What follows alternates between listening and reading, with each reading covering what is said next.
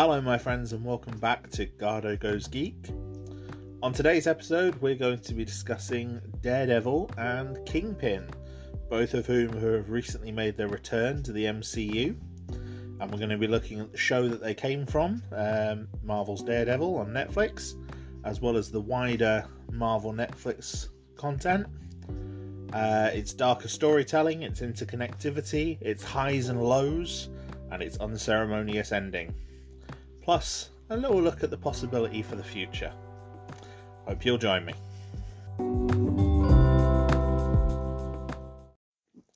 So, just a little bit of an outline on who Daredevil and Kingpin are, for anyone who isn't aware. Daredevil is a character owned by Marvel Comics. He was created by Stan Lee and Bill Everett in 1964. With some input from Jack Kirby, although we don't know how much. His most influential writer, however, was Frank Miller, before Frank Miller started Sin City and went off on the deep end with his quality. Daredevil's real name is Matt Murdock. He is when growing up as a child in Hell's Kitchen in New York City, he, while saving the life of someone who was about to be run over by a vehicle, he ends up blinded by a radioactive substance that fell from the truck. However, while Matt can no longer see, the exposure to the material heightens his remaining senses beyond normal human ability and gives him a radar sense. His father, who is a boxer named Jack Murdock, is a single man raising Matt alone. And like I said, he's a boxer. He had a very rough upbringing, but he tries to instill in Matt a sense of trying to do better, especially encouraging Matt to use his greater intelligence to hit the books and to do well in school so that he can have a good career. Jack Murdock, however, ends up killed by gangsters after refusing to throw a fight, which ends up leaving Matt an orphan.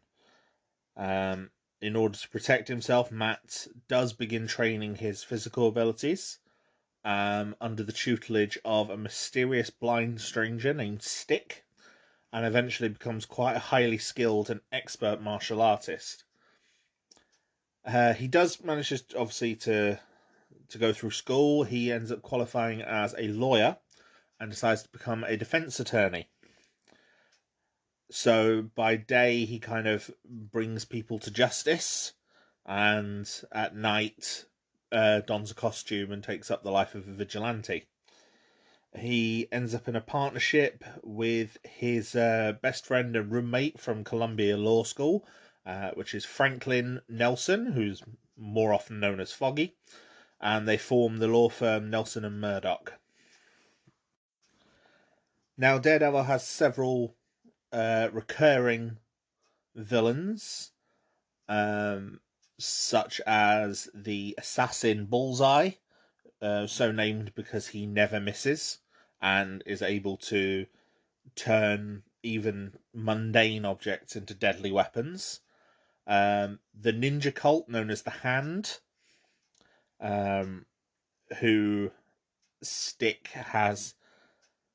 Stick is part of a rival order called the Chaste, and was hoping to train Matt to become a soldier in the Chase war against the Hand.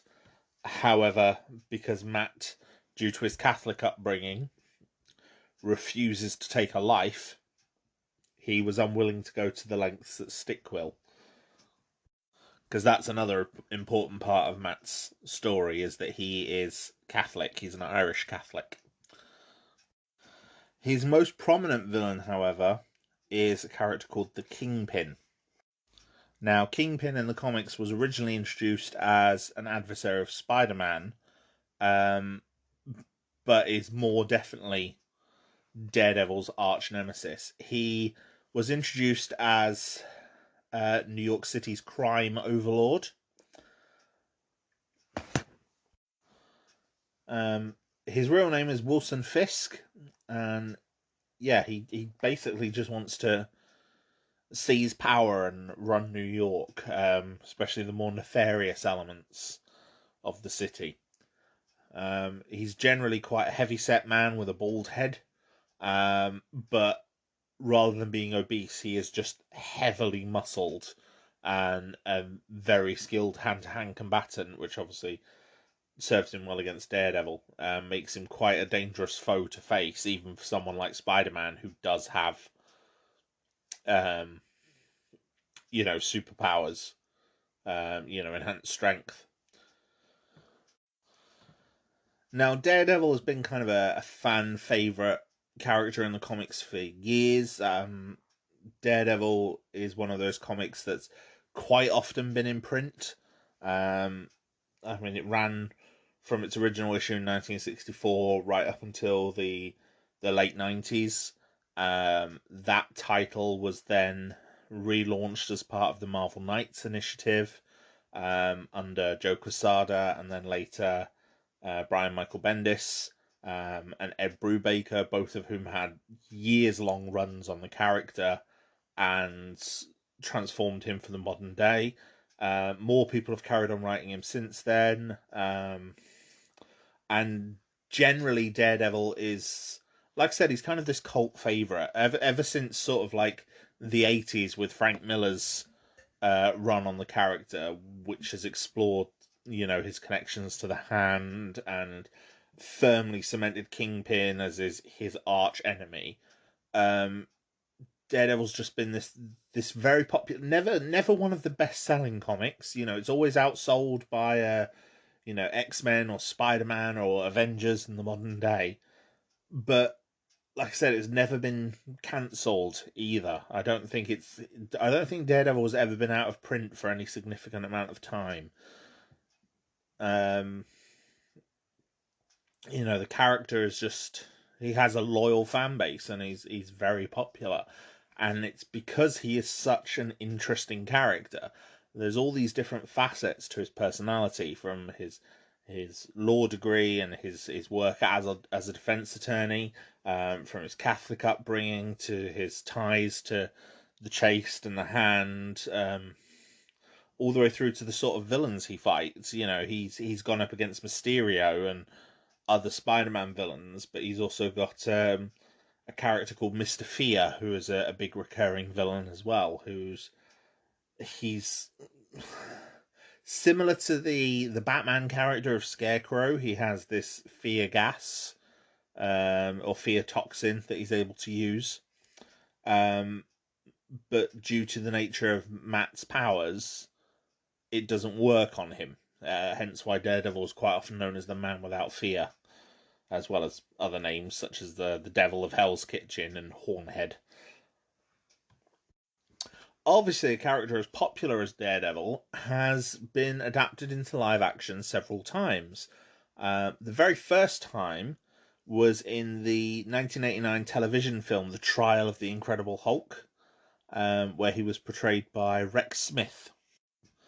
Now, obviously, that film tied into the quite successful Incredible Hulk TV series that was running through the 80s. Although several years after that had finished, it was one of the TV movies that kind of ended the storyline for that version of the character. And it was intended to act as this backdoor television pilot for a Daredevil series. However, that series obviously was never produced. And like I said, Daredevil was played in that he appears as Matt Murdock and as Daredevil. And he was played by Rex Smith, who is quite famous for his role in the 1985 television series Street Hawk. And was a popular teen idol in the 70s. But as I said, the series was never picked up. Kingpin was one of the major villains in the Spider-Man animated series in the 90s, in which Daredevil made several prominent appearances as well. And again, I think there was plans to make a Daredevil animated series spinning off of that, but the Marvel animation branch got hit with difficulties towards the end of the 90s, and Daredevil was one of the many projects that did not get made, along with the Captain America TV series, which never saw the light of day as well.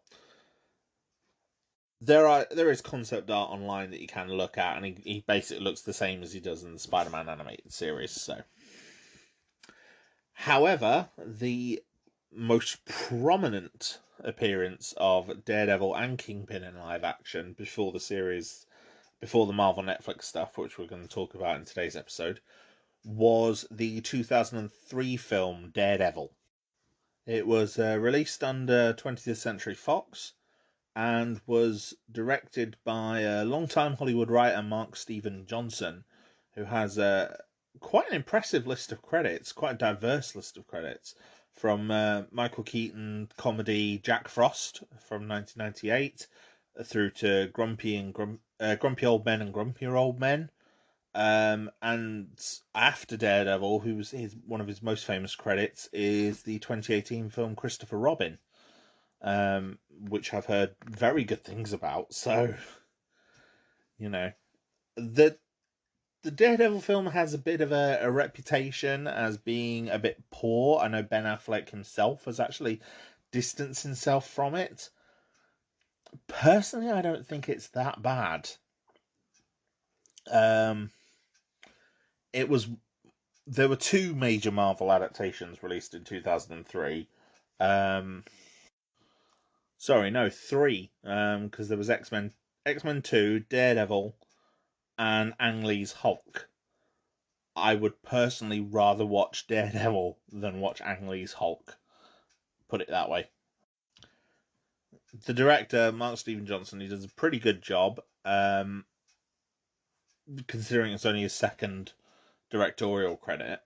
That said, there was obviously some studio mandates or studio cuts that were made, because there's a R-rated director's cut of Daredevil, which is definitely the superior cut of the movie. It restores about 30 minutes of footage, including a whole subplot that helps them to bring Fisk to justice, including Coolio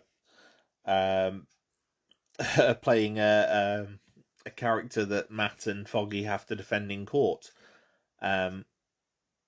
Which again basically means there's a whole subplot where you actually get to see them be lawyers, which, you know, doesn't happen in the film otherwise, barring one scene at the start where they're unsuccessful in actually defending their client. And Daredevil was a successful film as well. It made it grossed over 180 million, compared to a production budget of 78 million. And obviously, it continued a string of success that Marvel had at the box office, with Blade, X-Men, Blade 2, and Spider-Man preceding it, all being successes as well.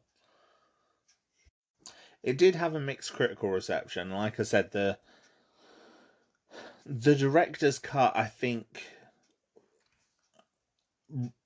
addresses a lot of the criticisms that it received, saying that it was kind of sloppy and dull in places, and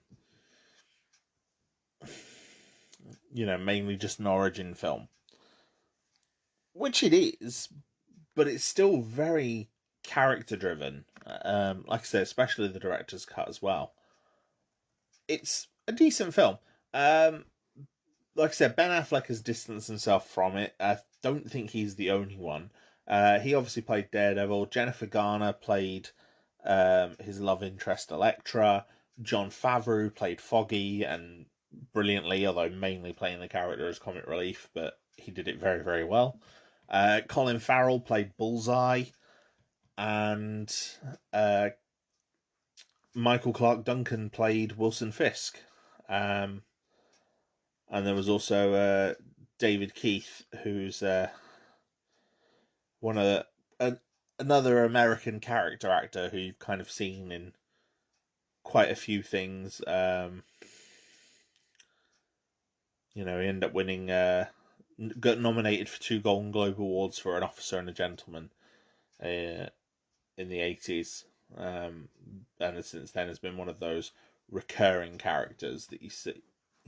And he played Jack Murdoch, and did a brilliant job. There's a significant portion of the early part of this film is dwelling on Matt's origin with Jack and showing us the bond between them, helped by the actor they got to play young Matt, Scott Terra, doing a very good job. Michael Clarke Duncan as Kingpin is absolutely fantastic.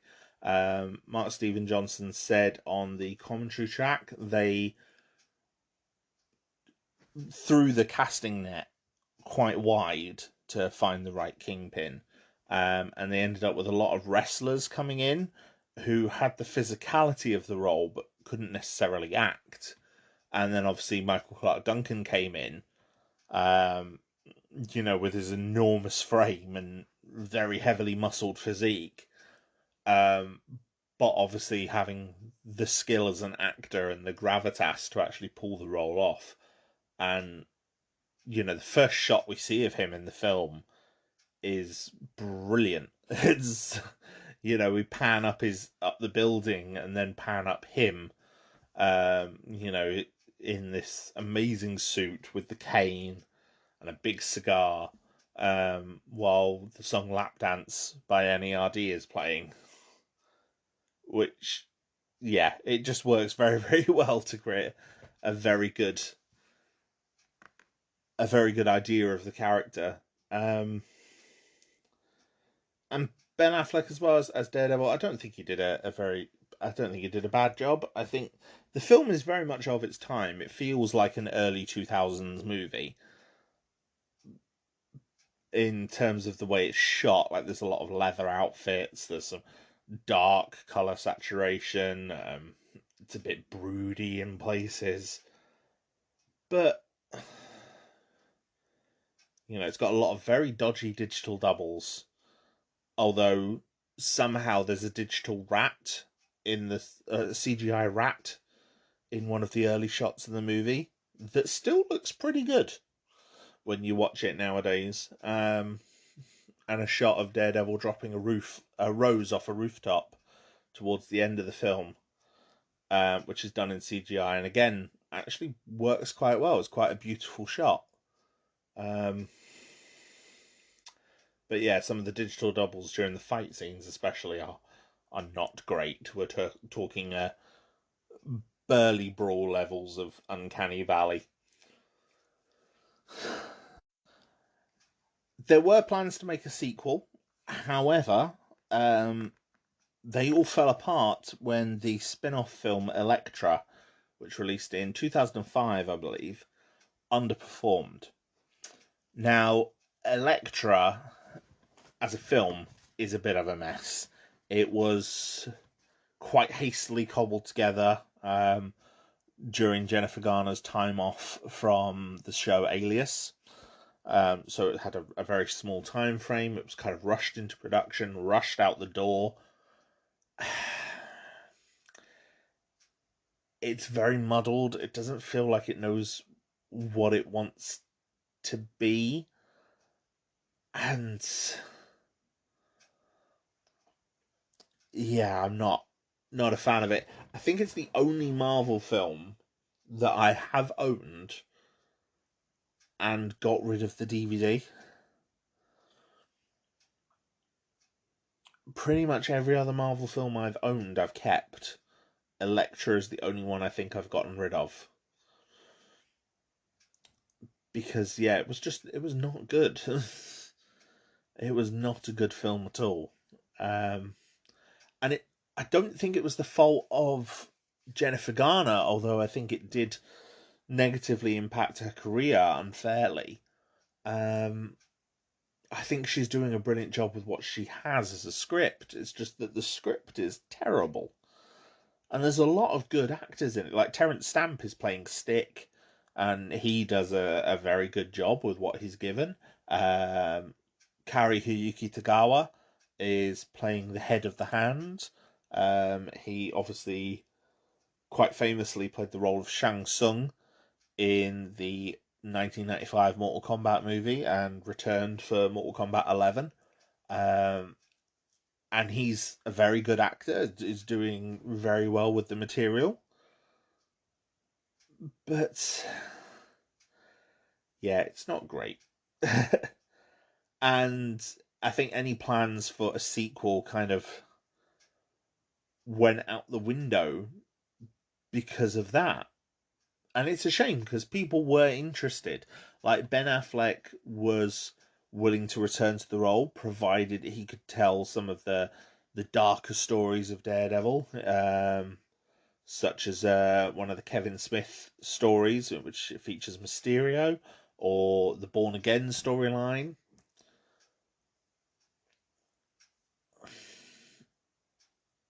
However, Affleck eventually soured on that in 2006 and said that he wouldn't return to the role. So then there was talk about doing another Daredevil movie with another actor. Um, like Jason Statham expressed interest in appearing in the role in 2008, and he was supported by Frank Miller um, in his sort of plea to do it. But eventually, due to how the licensing deals for these Marvel characters were,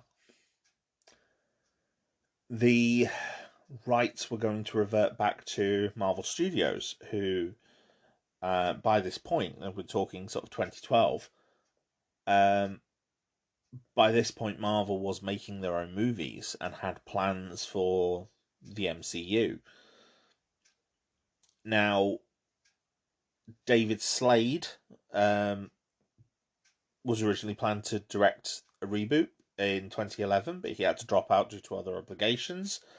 Joe Carnahan, the director known for Narc and Smoking Aces, he had a pitch, and he even made a little pitch film using clips of the original Daredevil movie from 2003 and news footage and other 70s style movies, and he was planning to do it as kind of this hard boiled 70s style thriller.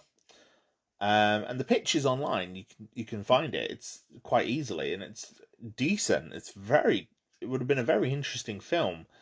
Um, and he pitched that to Fox, and Fox were not willing to do it. And then Fox basically gave up on the reboot. Um, it was even said that Marvel was willing to let them keep Daredevil for longer, if Marvel could get the Fantastic Four back. But Fox refused, and the rights for Daredevil reverted back to Marvel, and obviously their new parent company, Walt Disney, in 2013. And so that was when development started on the Marvel Netflix line. So, with the rights to Daredevil and his related characters back in the hands of Marvel Studios, plans started to be made to adapt the character. Marvel Studios themselves, as in the film department, originally had first dibs on the character once the rights reverted, and Drew Goddard, famous for his work on Buffy the Vampire Slayer and Lost, as well as the movie Cloverfield and World War Z, he pitched a Daredevil film to Marvel. The thing was, he was after an R-rated film because he didn't want to create a watered-down version of the character. But Marvel wasn't looking to make an R-rated film. And they also said, he doesn't want he doesn't necessarily need to be a film because it doesn't need to cost that much. You know, he gave the example, the movie doesn't need to cost $200 million because Matt Murdock isn't saving the world. He's just keeping Hell's Kitchen clean. He's keeping his corner clean, was the exact quote that Drew Goddard used. But Marvel on the films isn't necessarily in the business of making $25 million movies. They're going big, as Drew Goddard said, as they should. So Marvel Studios decided that the character of Daredevil would be better served in a television series. Now, Feige originally had plans to use Daredevil in the films, but was told by his superiors at Marvel Entertainment to focus the films on the characters of the Avengers and the Guardians of the Galaxy, so that the characters whose rights they had regained could help build a planned television empire under their direct control. So, obviously, the rights reverted in April 2013. By October, Deadline Hollywood reported that Marvel was preparing 4 drama series and a miniseries totaling 60 episodes to present to video-on-demand services and cable providers, with Netflix, Amazon, and WGN America all expressing interest. And it was eventually, the deal was announced that it was going to be done between Marvel Television and ABC Studios, and they would provide the characters to Netflix, and there would be live action series centered around Daredevil, Jessica Jones, Iron Fist, and Luke Cage, which would all lead up to a miniseries teaming them up called The Defenders. Now, this format was chosen due to the success of The Avengers, because obviously for phase 1 of the MCU, you had the characters of Iron Man, Hulk, Captain America, and Thor all being introduced separately before teaming up in Avengers. Now, Goddard was officially hired as the executive producer and showrunner for Daredevil, and was quite happy that it was now a television show, because he felt he could take the time to tell the story and deal with smaller things which become more interesting for the characters. However, he did have to step down in May 2014 as showrunner to focus on directing. He stepped down to direct a feature film on Marvel's Sinister Six under Sony Pictures. However, we all know, obviously, the aftermath of Amazing Spider-Man 2, what happened to the planned Sonyverse. I covered that in my last episode. So Goddard remained on as a consultant, and Stephen S. D. Knight took over as showrunner. He's probably best known for his work on Spartacus, the revised Spartacus series on Starz. And it was under him that Daredevil finally got underway. Actors started to be cast. Charlie Cox was the first actor cast as Matt Murdock. Vincent D'Onofrio was cast as Wilson Fisk, Deborah Ann Woll as Karen Page, and Eldon Henson as the character of Foggy Nelson. And those were the primary leads for the series. There were a few other characters in the main cast, but those were the primary ones. Now, Charlie Cox does an absolutely fantastic job as Matt Murdock. He worked with a blind consultant to become very conscious of what his eyes were doing at all times, to ensure that he wouldn't look at or react to a person, or react to something like a blind, because obviously a blind person wouldn't. And, you know, he trained quite hard in the stunts as well. He did a lot of his own stunts.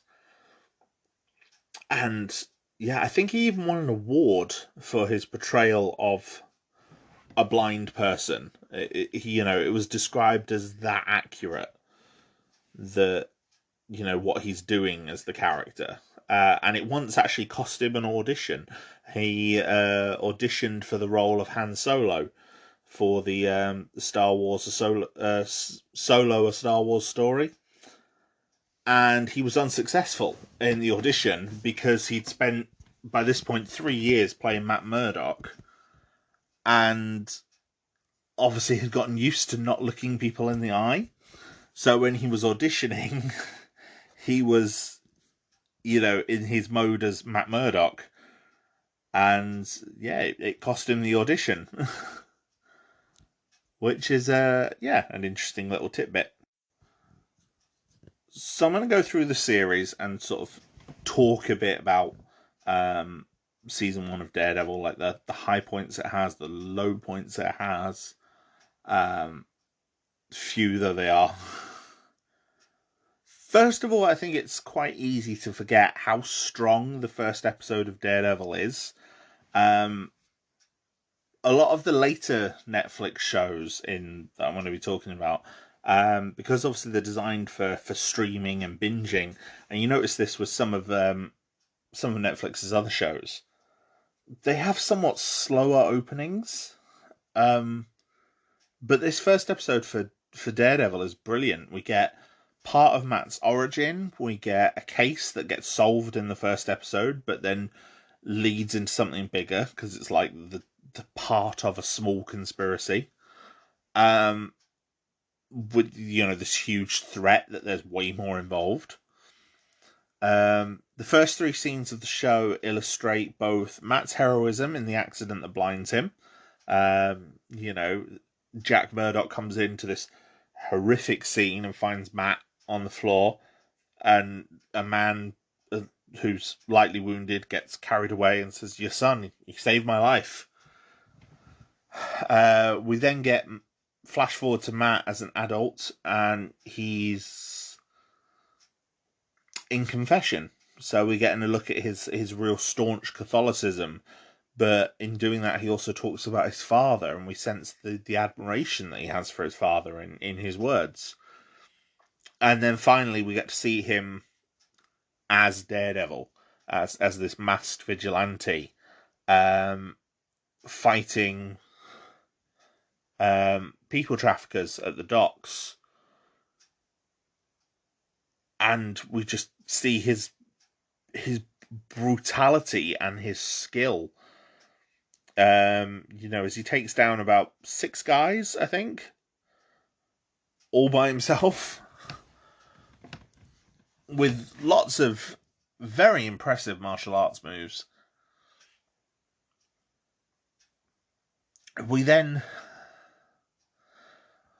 as the show goes on, we get introduced to all the rest of our supporting cast, from Kingpin's, the members of Kingpin's gang, including James Wesley, his right-hand man, who's a very cool and collected character.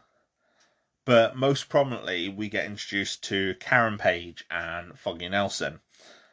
And the 3 of them, Matt, Karen, and Foggy, have this tremendous chemistry. All 3 of them. There's this real repartee and humour between them in so many of their scenes together. And the chemistry stays even when it's just 2 of them. Like, we never doubt that these people are friends, and that they're growing as friends and becoming very comfortable with each other, because obviously Karen's the new person into the group. But, Matt and Foggy have this very, very strong camaraderie from the minute we meet them. It's also quite interesting to watch how exhausted Matt gets during fight scenes. Unlike any other hero we've seen so far in the MCU, Matt actually seems to get tired fighting, which is great. Fisk gets built up as this strong threat before we ever see him, and when we do first see him, it's in this very quiet moment. In episode 3, maybe the end of episode 2, but it's further along where we first get to meet him. The whole plot with Union Allied in the first episode is a great introduction for that first episode, because it's very self-contained, but the final scenes all show how it's linked and how it ties into the greater conspiracy that Fisk and all of his people are working on.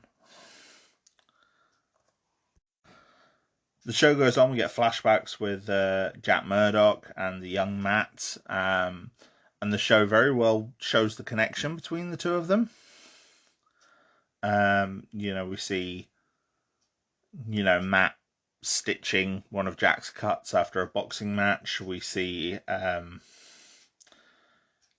Jack teaching him to do his homework and or to learn Braille and stuff like that. It's very interesting, and Jack just comes across as a very nice man, and he's very relatable as this struggling father who's just trying to do right by his son, but knows that his son is so much smarter than him, knows that he is obviously poor and struggling for money, and there's only so much he can do.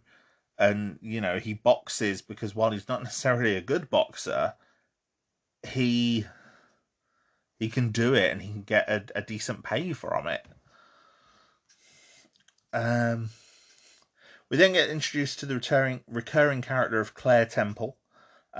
She becomes a bit of a mainstay throughout the Marvel Netflix stuff as like a connecting character. She was played by Rosario Dawson, and she gets introduced as someone who helps Matt in the second episode after he's been wounded. She calls him Mike, which I thought was a nice deep cut reference to the comics. In the comics, Matt pretended to be his non-blind twin brother Mike Murdock at one point, which is very bizarre. But it's because of how skilled his radar sense is. Matt can actually act like he can see. Because he basically can, even though he is blind. But it's through Claire that we learn that word has been getting around about Matt's heroics, which helps to show that Matt has been active for some time, even before the show starts, which is a great bit of world building. We also get to see Matt showing off his powers in quite budget-friendly ways through his dialogue with Claire. Like he says that he can hear someone going through the building. He can smell his cologne from like 3 floors up. He can tell whether he's lying. It's kind of tell and show at the same time. And it's at the end of that second episode where we get one of the first things that the show is very well known for in the hallway fight. The very first hallway fight is a true classic for a reason. It's very well choreographed, very well shot. They're clearly working out where the performers are, where the camera is at all times. And it was obviously very, very rehearsed. But yes, it's very, very good. And it's far from the only scene like it in the show. There are loads of other tight single camera action scenes doing long takes. I think there's very few cuts in the hallway fights, and there's at least one of these hallway fights every season.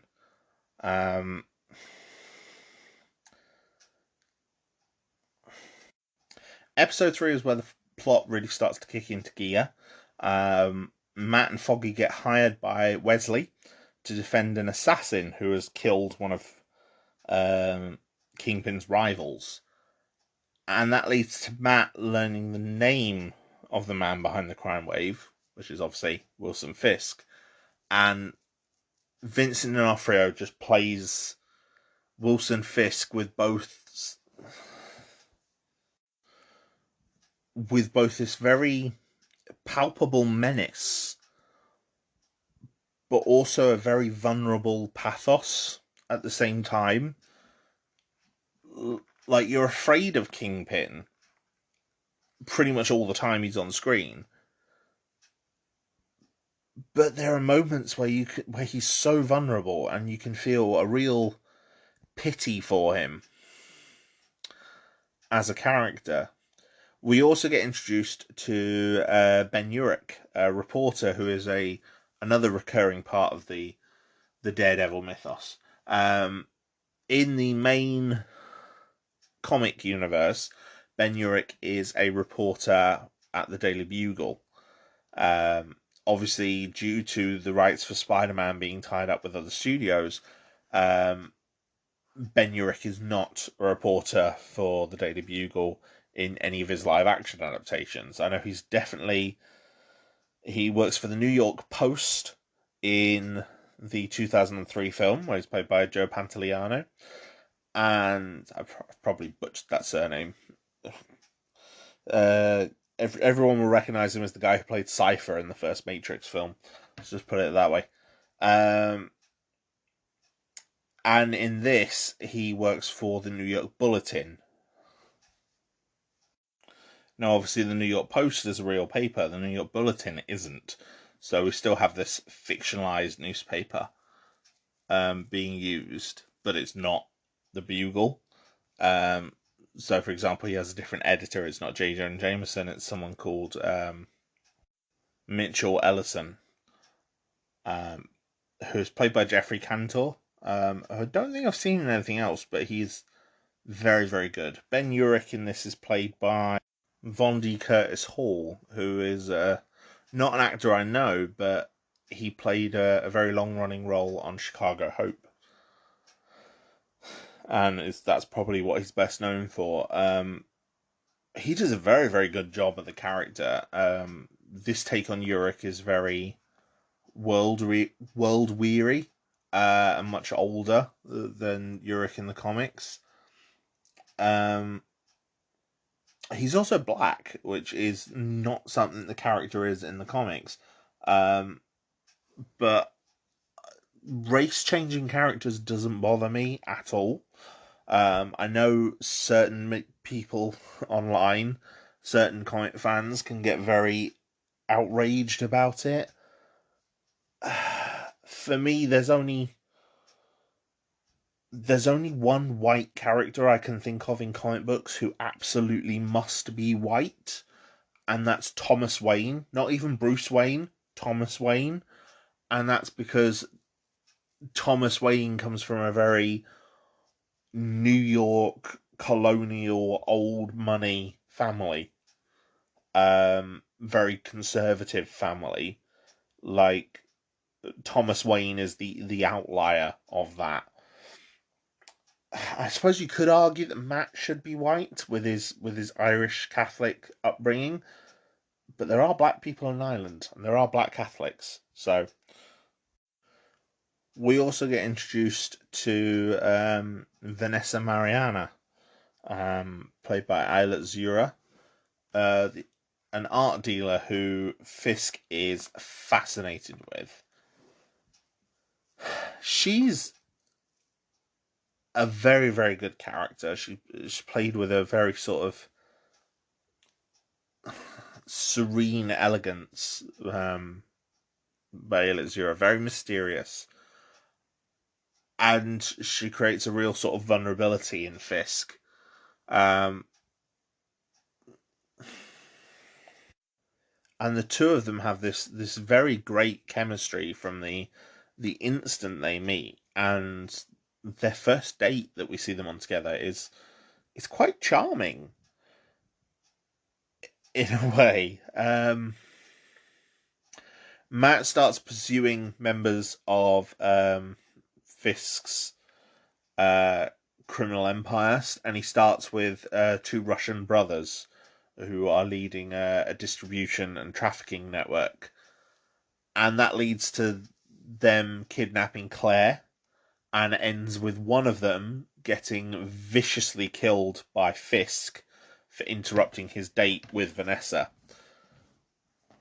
which is one of the first really sudden moments in the whole thing. Fisk lunges in and grabs Anatoly, and he looks fearsome, helped by obviously the physicality that D'Onofrio has as an actor, and this sort of primal rage he's able to tap into as the character. Vladimir then hunts Daredevil. He's not really called Daredevil at this point. He's known as the Devil of Hell's Kitchen, or the Man in Black, because he's in his black costume. with just a basic black mask, black tea, things like that. So Vladimir starts hunting Matt in revenge, while Karen and Foggy end up helping a client, Miss Cardenas, with an eviction dispute. Both of these plots, however, then culminate as Fisk reveals his plan to Vanessa, destroying several old buildings in the kitchen in spectacular fashion. Multiple explosions go off. The buildings are all owned by the Russians. So he takes out the leadership of the Russian gang. However, Matt manages to save Vladimir. And, Foggy and Karen end up with Miss Cardenas being wounded and have to take her to the hospital. And it's quite sudden, but it's very, very good, and leads to probably my favourite episode of the whole season, as Matt has to try and keep the wounded Vladimir alive, as well as convince him that Fisk killed his brother, and learn what he can about Fisk's organisation, while both of them are surrounded by corrupt police, policemen that are on Fisk's payroll. So Fisk is trying to trap and eliminate both of them. And everything throughout the episode just builds at the right intensity and, moment on moment. And it's very, very good. And it also leads to our hero and villain talking for the first time. They've not shared any scenes together at this point, and they talk for the first time over a radio. And due to Kingpin's machinations, Daredevil ends up being blamed for the bombings, but also the deaths of several police officers, as Fisk has some of the officers that failed him shot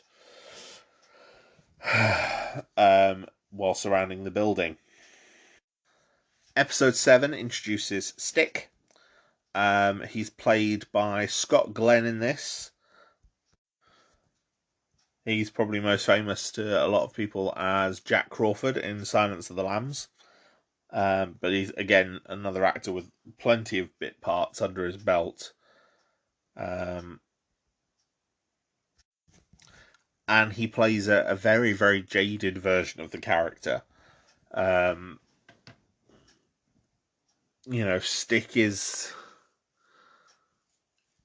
Stick in this is not necessarily a nice person. As far as he's considering, he's hired for a job, which is to help Matt control his powers. And he sees in Matt someone he can craft for his war. But when Matt's not interested, that upsets his plans. But then at the same time, in the modern day, one of the people working with Fisk is part of the Hand, and they're trying to smuggle something into New York. So now the war is coming to Matt, whether he wants it or not. We do get this very, very good scene as well, where Matt is listening to people and using his senses on people while he's in the park, while they're eating ice cream. And we see that Stick has some sort of abilities similar to Matt, maybe not quite as enhanced. And again, it's using the dialogue creatively to show Matt's abilities in this low budget way. Although we do get an actual brief visual in episode 5 for Matt's vision, where we see sort of how he sees the world as this sort of world on fire, which is again also very well done. Despite the quite low budget of the show.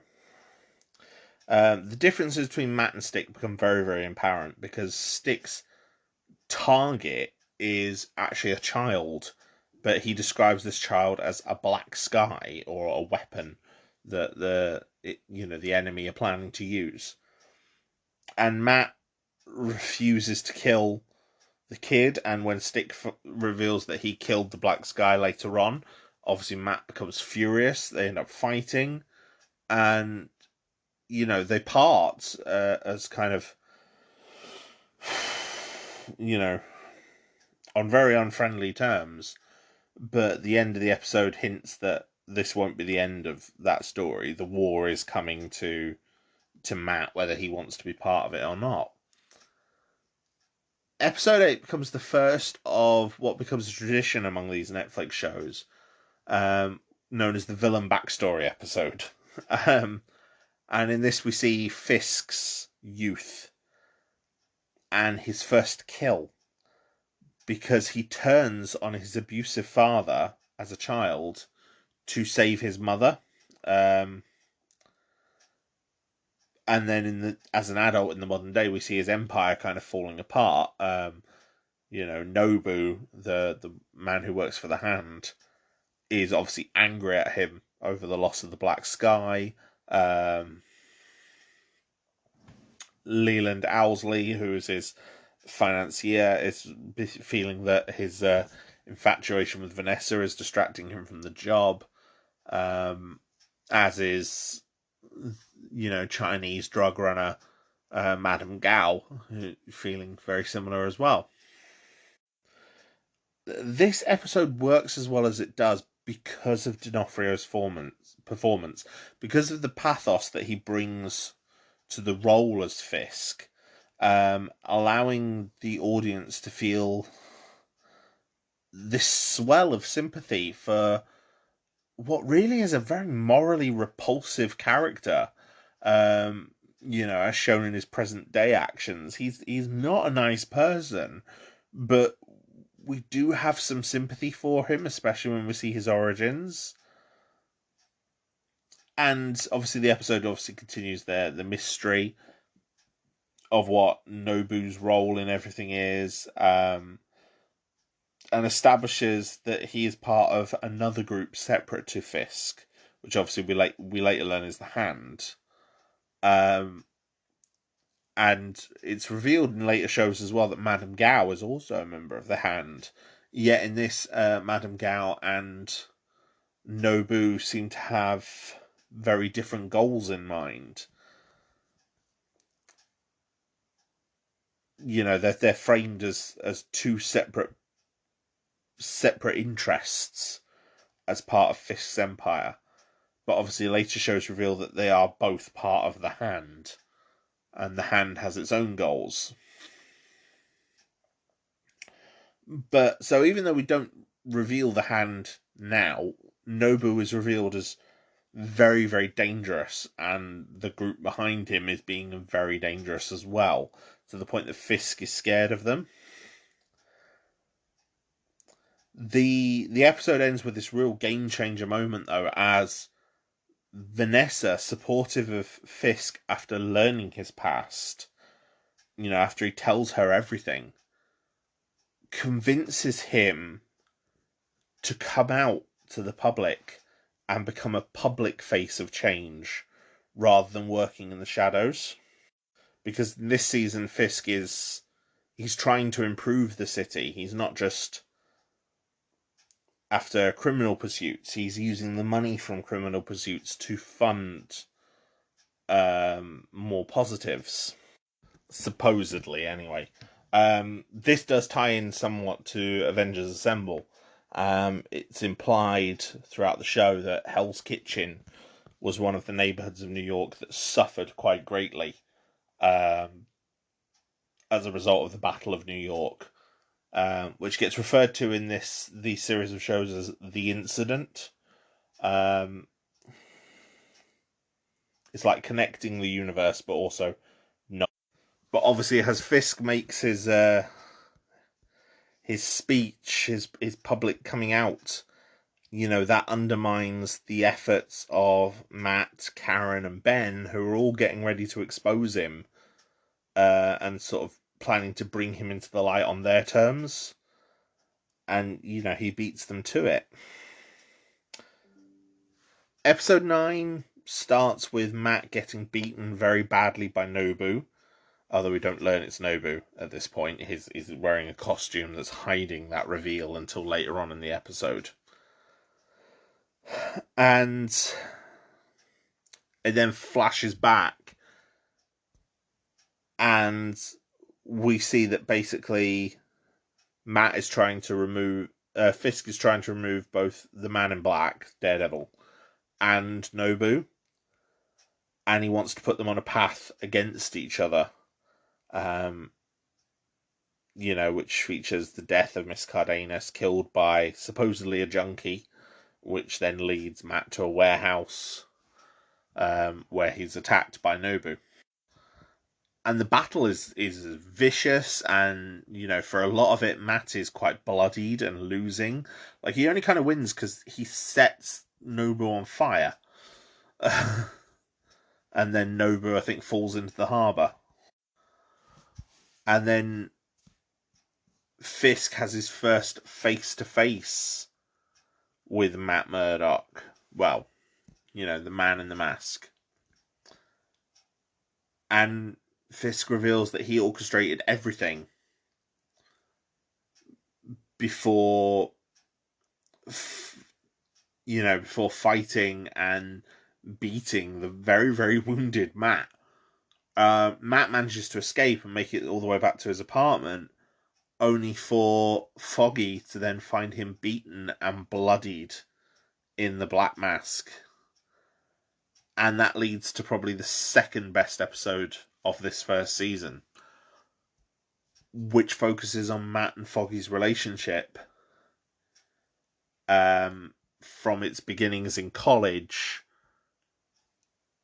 as it kind of crumbles in the present. Because obviously, in the comics, Daredevil has been outed multiple times to friends and family, but also to the media. And Foggy's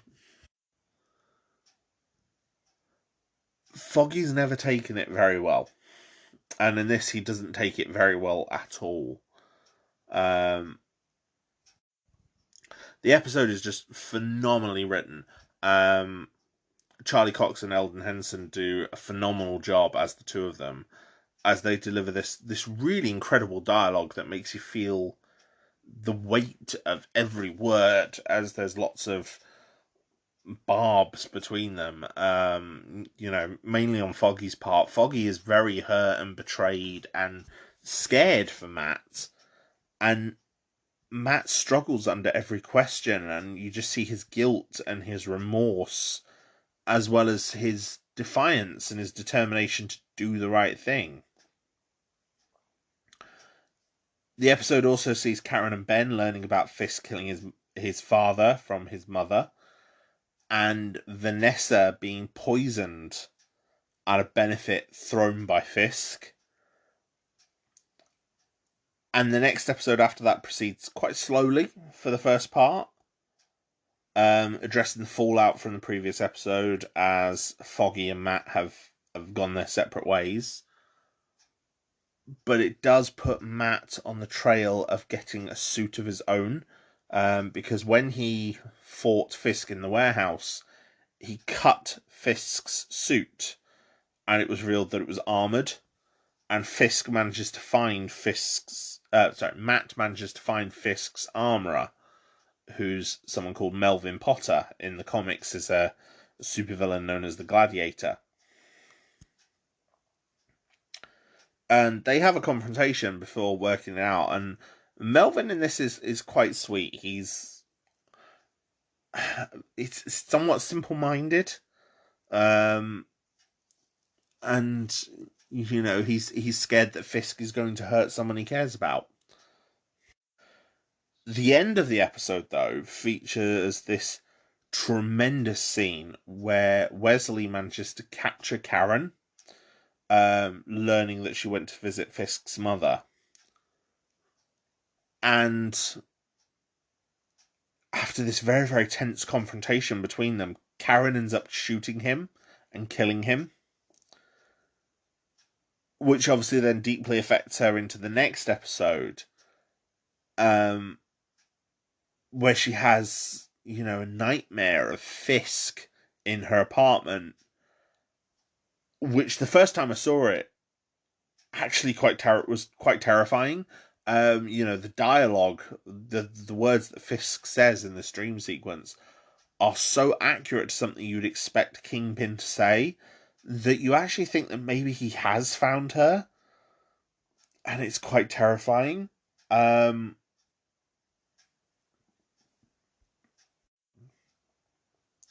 Urich then loses his job after clashing with Ellison, and he accuses Ellison of being on Fisk's payroll, saying that he hasn't been able to get a story published since the Union Allied article blew up. And we start to wonder just how far Fisk's reach actually extends, and we watch Ben lose his job. Foggy, separated from Matt, reconnects with Marcy, who, when she first appeared earlier on in the season, I didn't speak about. She felt like a throwaway character at first, and obviously she was on receival of this tremendous barb from Foggy. She works for this high priced firm that they considered getting jobs at before they went into private practice. But Foggy goes to her with the evidence that they have against Fisk and how the company that she works for might be part of it. And it manages to sway her, and it's a great series of scenes and helps to sort of start to bring things to a conclusion with everything we've seen so far in the series. We get a scene at the warehouse where Gao ends up fighting Matt, and we see that she has this insane strength. And she then has a conversation with Leland before she leaves, saying that we learn that they were responsible for poisoning Vanessa, which was a great twist, and they were doing it so that Fisk could get back to work. And then the final scene of this penultimate episode is just magnificent.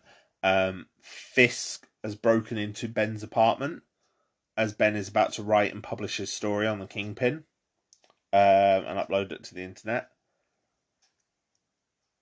And they have this very, very tense conversation before Fisk then kills Ben, which is a departure from the comics because Ben Urich is still alive in the comics, as far as I'm aware.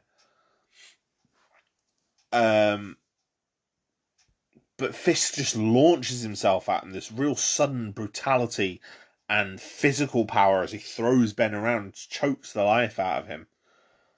And while we've seen Fisk's physicality earlier on in the season, I don't think it was ever as raw as this.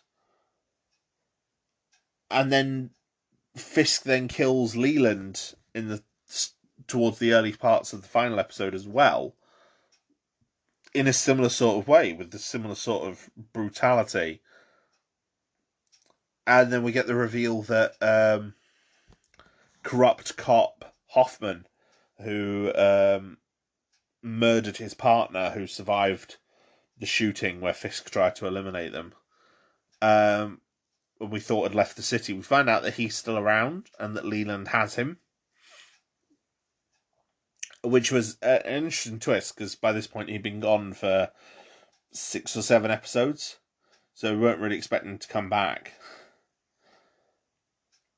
And Matt found out by overhearing some cops, because Matt and Foggy have kind of come back together, and that to try and locate Hoffman. They try to get information from the police and other things like that.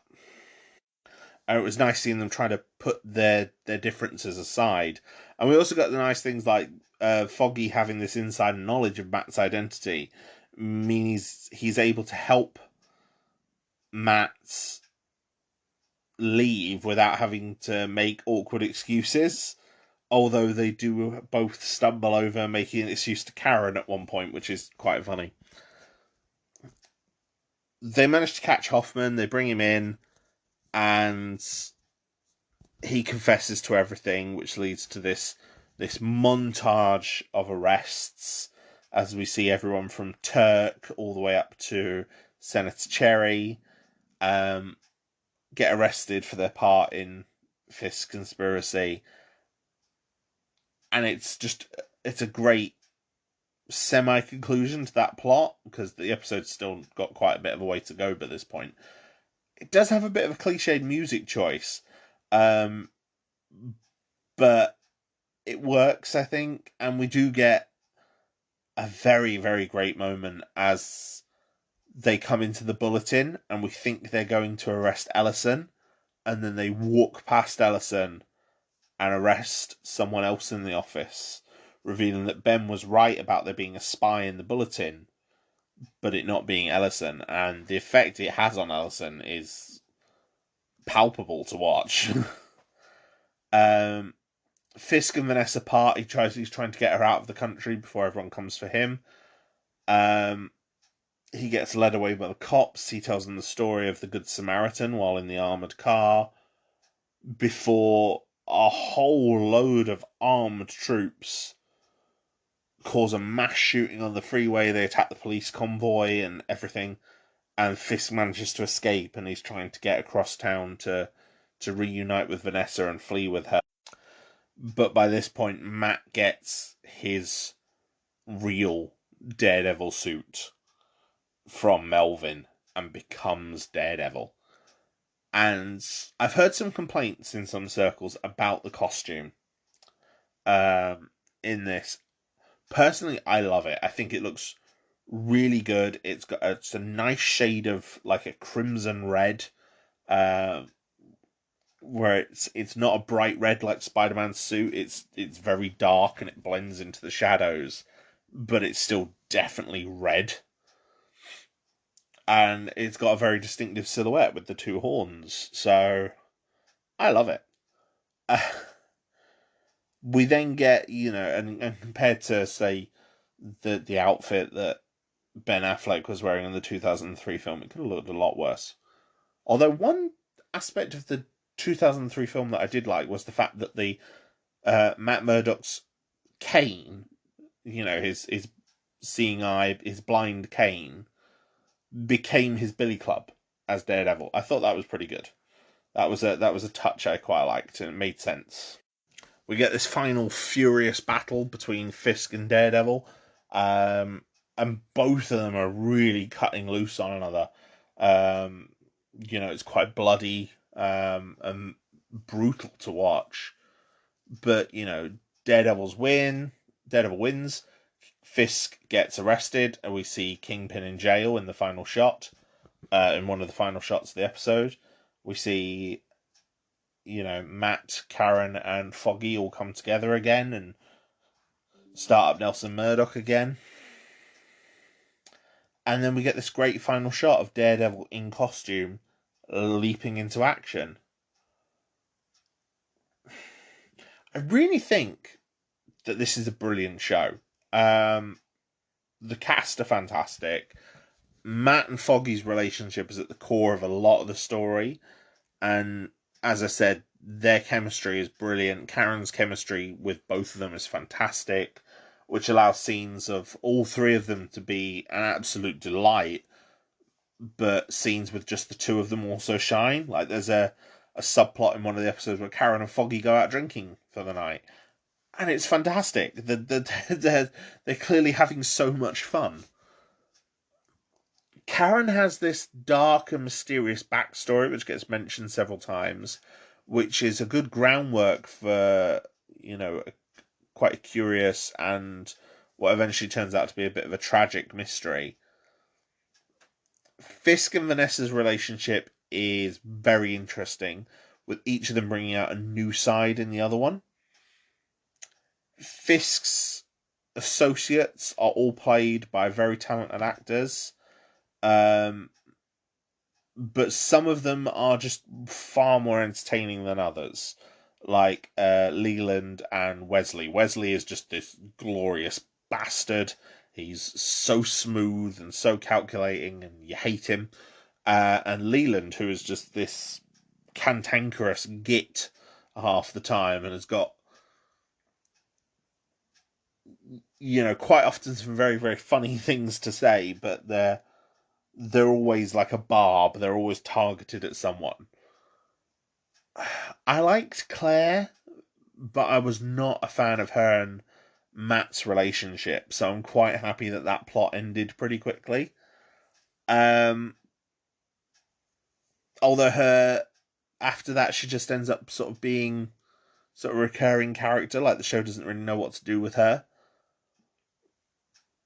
She just turns up occasionally and patches up Matt after his fights. So, their final scenes in this season are quite a pleasant but somewhat bittersweet way to part them. I think Turk was a great recurring presence among the bad guys. Very, very funny in all of his scenes.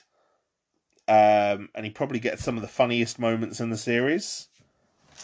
But, again, he himself is not a nice person. We're not meant to like him, but we kind of do. The fight scenes for the show are already lauded, and I've already spoken about them, and quite rightly too. Unlike everything else in the MCU, you can feel the pain and the effort of every blow, and the hallway fight is the obvious standout. And then the final battle between Matt and Fisk is also very impressive. Although, one of my personal favourite scenes is the fight around the taxi in episode 5. Like, there's a blind drug runner in the back of a Russian taxi. The camera stays in the car as he's singing. The two Russians get out, we see them go into a building. We then see Matt come into the alley and move around the car. And they end up fighting around the car with the camera sort of panning out through the windows and seeing them getting taken down before the camera actually comes out into the into the wider fight. And that's, I quite like that scene. It's a good one. I'm also a big fan of the detective work in several scenes, although I do think a lot of the times it's kind of explained after the fact rather than seen directly. As the characters are going through evidence, and it's definitely an advantage afforded by the slower pace of this compared to a film, because the show just has room to breathe. It has room to take its time with things. My only criticism with the show would be how dark it is, and I don't mean in terms of tonally, I mean in terms of visuals. A lot of the scenes take place at night, and usually are only lit with a sort of like soft glow lights in certain colours, red being a common one, red and orange. However, the bonus to this is that the cinematography has this tremendous style and flair all of its own that kind of unifies the whole show. But it does mean sometimes things maybe aren't as clear to see as they could be. And also, the title sequence for this show is beautiful. It's got visuals of sort of bits of New York just kind of melting in. And I think it's meant to be sort of how Matt is perceiving them. And it's got this great music score, the great sound design, that it just feels right for the series in a way that's kind of hard to pin down. But yeah, season 1's very, very good, and I highly recommend it. Daredevil was officially announced, was officially renewed for a second season by Netflix and Marvel on April 21st, 2015, not long after the debut of the season 1. Stephen Estinite had to step down as showrunner due to some prior commitments, and Doug Patry and Marco Ramirez took over as showrunners, as well as acting as executive producers. Both of them had served as writers on the first season, and they had worked quite closely with DeKnight and Drew Goddard. The second season introduces the Punisher, and was even referred to internally by Marco Ramirez as Daredevil versus the Punisher. Stephen Knight had wanted to include the Punisher in season 1 in a post-credit scene, which is obviously a standard for Marvel films at the time in the Marvel Cinematic Universe, during the first season finale, but due to the way that Netflix begins the next episode during the credits of the current one, they were unable to do that. Stephen Knight said that obviously he felt this was the right decision in the end, saying that I think there's a better, more organic way to introduce him into the world. Drew Goddard stayed involved as an executive producer and was consulting with Petrie and Ramirez when asked to. And yeah, the series ran for another 13 episodes. This time, however, it came out after one of the other series, Jessica Jones, and ended up being sandwiched between Jessica Jones's first season and Luke Cage's first season. And it launched on March 18th, 2016, about a year after the first season had been released. Now, the season really does hit the ground running, gets straight into its meta story, rather than doing the sort of done-in-one that we saw in season 1. And it works really well here. We already know the cast and the setting, so introducing the plot of the Punisher immediately just upsets the whole world that we know from season 1 and turns everything on its head. It's really good seeing Foggy and Daredevil pursue their own leads. And Daredevil's distinctive silhouette provided by the costume does kind of make me wish that he'd had the costume earlier last season. I think it looks great in this season. Punisher makes this really good first impression. He's played by John Bernthal, who most people might recognise as Shane from The Walking Dead. And Punisher is being sort of built up by criminals and cops alike before we even see him, as being this sort of terrifying force that's executing, members of the criminal underworld, but specifically targeting 3 gangs: the Mexican Cartel, the Kitchen Irish, and the Hell's Dogs, which are a biker gang. Sorry, Dogs of Hell, I think they're called.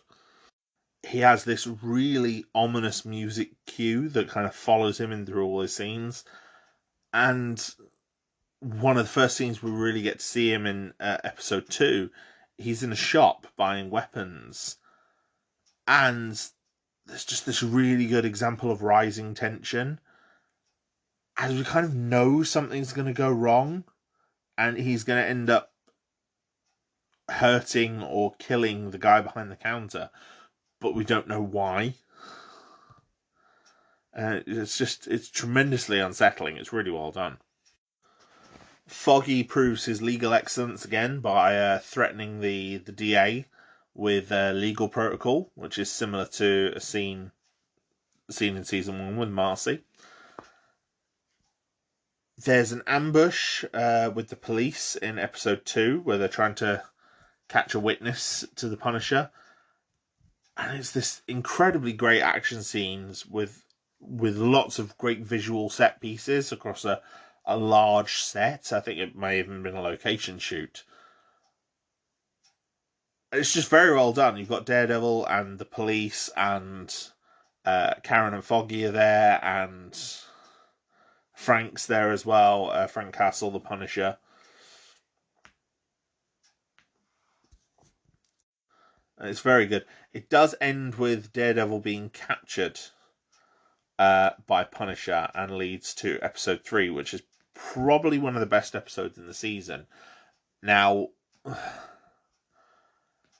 that may be a bit of a bad thing that the one of the best episodes in the season is so early on, but you'll see why. This season starts really well, but it does have problems. The main plot of this episode features Daredevil held hostage by Punisher on a rooftop. And, Daredevil's chained to this chimney, but he does have a gun taped in his hand. And so at any point he is able to shoot the Punisher and take him down. but obviously Daredevil isn't willing to do that. They have these conversations between them, which are fantastic. Where Matt is kind of probing the Punisher, trying to learn what he can, despite already knowing some things about Frank, and he's trying to learn the rest. But Frank is also arguing back with him about their limits and about how Frank is willing to go to the areas that Daredevil won't. And at one point, a nosy neighbor comes up, complaining about the noise, and Frank, shows this very interesting side to himself as he deals with the neighbor, quite friendly, and very personable. Which, just becomes very interesting. There's also some very tense moments as Foggy and Claire almost get caught up in a gang war at the hospital, which Foggy is able to defuse brilliantly. And the episode ends in this really epic fashion. Daredevil gets given like a trolley problem choice by Frank, because Frank has a sniper rifle set up with a scope and he's aiming down at the dogs of hell, and says, I'm going to shoot someone unless you shoot me first. If you shoot me, you'll also stop all the other people I'm going to kill. If you don't, then I'm going to kill them all, and you could have stopped me. But obviously Matt can't bring himself to do it, and he then has to fight his way out of the building in another hallway fight, but this time going through several floors of the building. And he fights way more bikers than he ever fought in the Russian gangsters in season 1. So to me, this scene doesn't just rival the hallway fight from season 1. I think it improves upon it. It's very, very well done. At least episode 4 does have some great moments, notably one of its final scenes, where we see Frank talk to Daredevil about his family, which is heart-wrenching. For those who don't know, Frank Castle, the Punisher, is a former soldier whose wife and children were killed in a gangland shooting. And so he is now wreaking a path through the criminal underworld, killing criminals that escape the law and other vigilantes. He's a very interesting character. He's had some very mixed comic book runs, some delving into the ultra-violence, such as a very popular adult-only Max series under Marvel's Max imprint, by Garth Ennis, who went on to work on The Boys, as well as several other sort of dark superhero subversion stories. And Garth Ennis's writing on Punisher is generally considered some of the best work on the character, and I think it's some of Garth Ennis's best work as well. Garth Ennis is a writer I have mixed feelings about. I'm going to do an episode on The Boys, I think, and the comic book series surrounding it, because, I have things to say about it. And the plot of what happened to Frank's family is one of the ongoing plots in this, because it's not just as simple as a gangland shooting, as I'll discuss later on. We do also get a recurring, well, not even a recurring villain, a brilliant one-off villain for this episode, called Finn Cooley, who is a member of the Kitchen Irish, who comes over from Ireland to sort of take over in the wake of the swath that Frank has carved through them. And he's this very interesting secondary antagonist who makes a great first impression, played by Tony Curran, who's a great character actor. But he doesn't survive this first episode. He manages to capture and torture Punisher, but then Frank escapes and kills him. And, that does lead to Frank's arrest.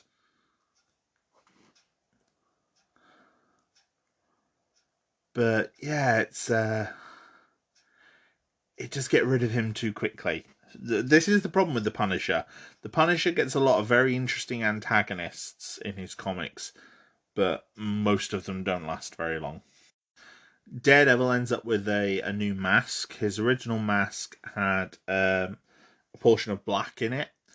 The new mask is all red. And I do think it looks better. He had to replace it because he got shot in the head in season 1 by Punisher. Obviously survived due to the armor that Melvin created for him.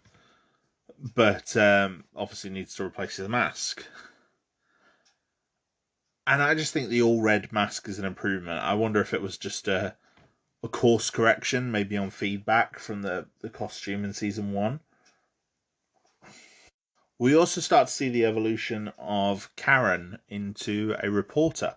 She becomes very interested in Frank's case and seems to develop a bit of a rapport with him. And obviously she starts investigating exactly what happened in Central Park to his family. And she uses the resources of the Bulletin to do it. She ends up coming quite close to Ellison.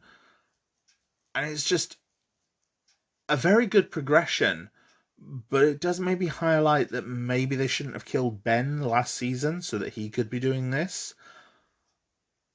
As the role she's taking is what his would be, although I do have to wonder then, would Karen be relegated otherwise? And it's like, while it's a trope that the black character has been killed off, it's also not a great look if the show's major female character gets sidelined. But it does evolve Karen and give her something more to do rather than just being Matt and Foggy's assistant. Episode 5 does kind of start to show the problems with this series, as the Punisher story gets sidelined to bring in the character of Elektra, who's played by Elodie Young, and explore her history with Matt. Now, Elektra in the comics has this very complicated relationship with Matt. She's a trained assassin. She's linked to the Chaste and also to the Hand. And she is essentially another pupil of Styx. She's willing to go to the places that Matt isn't. She's willing to kill, for example. She's a trained assassin. In this, she's this striking and very charismatic presence and, complete fireball of energy. But Matt's reaction to her in the present always lets us know that their history, which is getting explored in flashbacks, will end poorly. We see them get close while they're at law school, and, she's been sent there by Stick to learn more about Matt and to try and tempt him back in. And obviously a romance develops and things like that. But yeah, it doesn't end well. She tries to goad him into killing the man that ordered Jack's death. And it doesn't work. And I think Elektra, if I remember rightly, I'm pretty sure Elektra kills him, and Matt is kind of horrified by it. Karen continues her course as a reporter. She tries to learn more about Frank. And like I said, she teams up with Ellison to do so, and, sort of uses his resources, which keeps him in the show as well. The revelations about Reyes, the DA, her campaign platform, because she's standing for re-election, seems a bit odd. I think she's standing for elections mayor because she wants to be mayor of New York, but she's running on an anti-vigilante platform. Now, by this point in the Netflix shows, obviously we have um, Daredevil, and as a result of Jessica Jones, we know about Jessica Jones and Kilgrave having powers. Although I don't think either of them are counted as vigilantes, because obviously one's a villain. Um, but how? She's running on an anti-vigilante platform specifically targeting Daredevil and Punisher. But New York City is where the Avengers are based. And how can you run an anti-vigilante platform when there's a super team, a privately funded super team, that run out of a building in your city?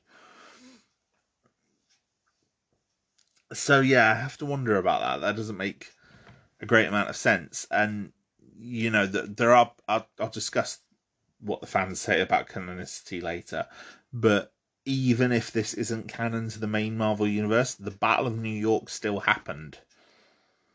Even if it's not canon to the main Marvel Cinematic Universe, the Battle of New York still happened. The Avengers still exist. And, you can argue that Avengers Tower isn't a thing because it's not digitally edited into every shot the same way it is in the movies usually. So sometimes it's quite conspicuous by its absence on the New York skyline. But even so. Episode 6 continues with Punisher being somewhat sidelined, although he is linked with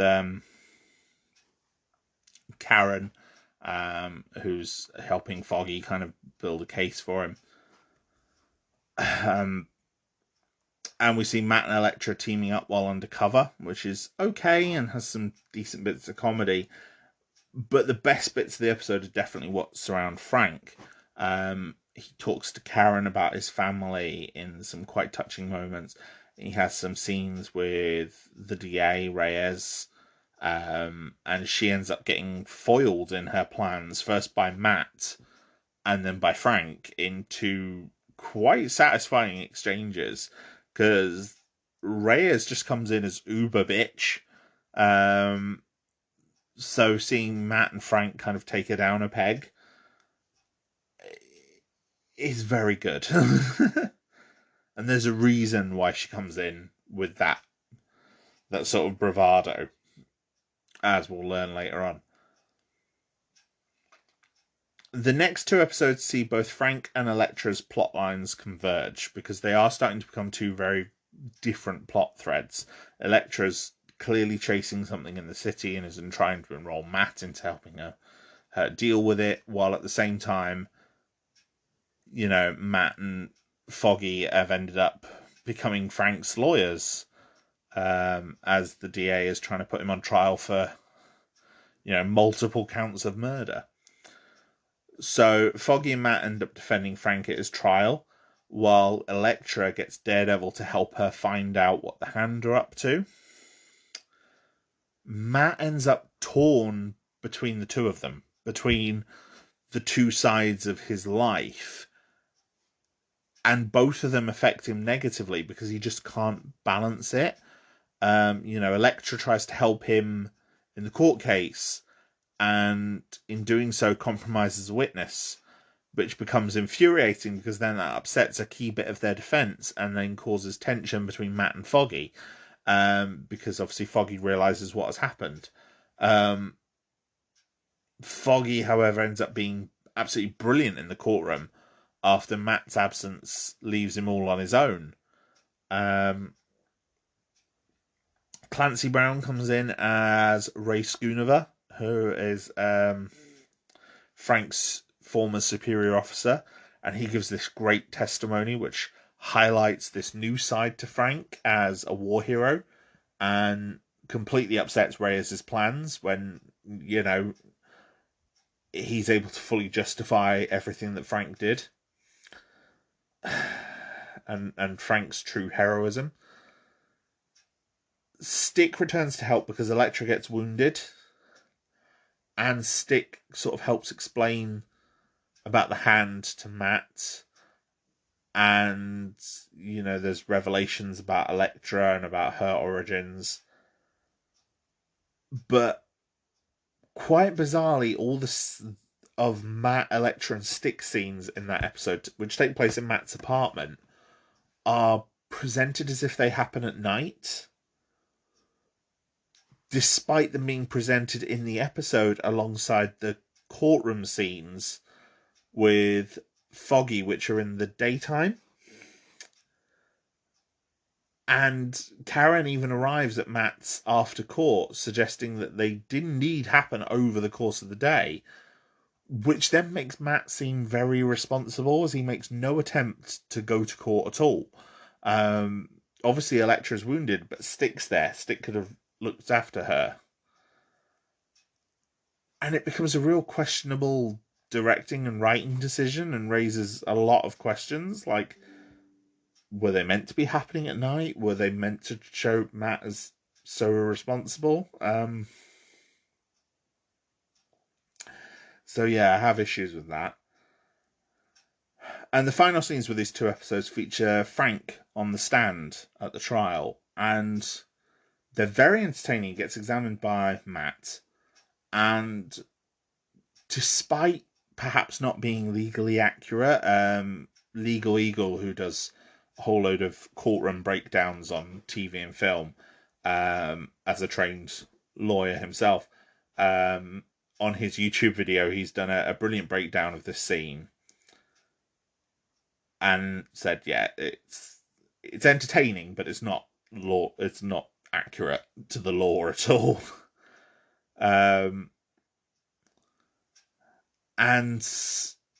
But Frank ends up tanking his own testimony, tanking his own argument, because a guard whispered in his ear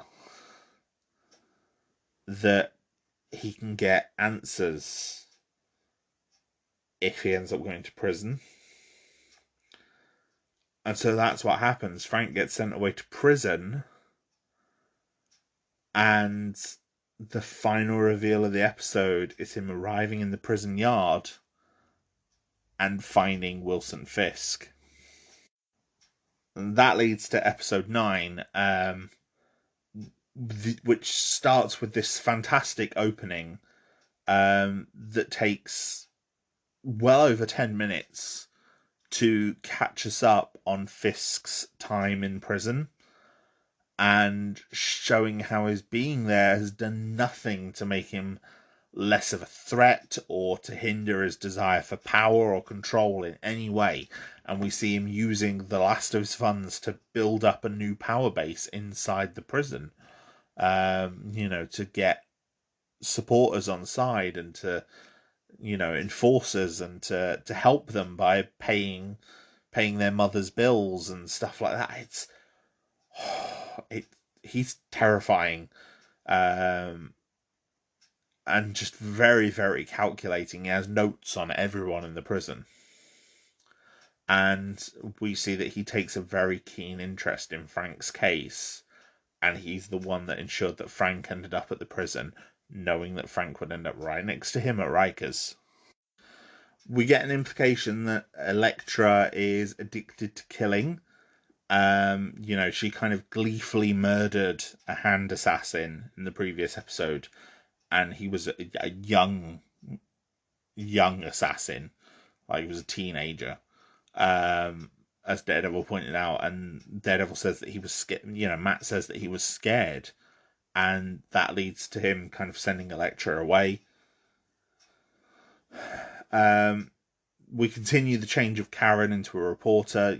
She starts to wonder why Frank would tank his own testimony, and starts looking again at the evidence of the shooting, and finds, a body that seems to have disappeared. And she mentions to Ellison about the medical examiner whose testimony got stricken from the record. That was the witness that Elektra compromised. And yeah, it does give Karen a good role beyond like love interest or secretary, which is very welcome. But I don't know. I do just feel like she had a bit of a better chemistry with Ben than she does with Ellison. Um, I mean, Ellison's a great character, but I don't know. I just think she played her scenes off better with Ben Urich. Fisk points Punisher towards someone in the prison called Dutton, someone who is in control of a large amount of the prison, and obviously Frank goes and kills him.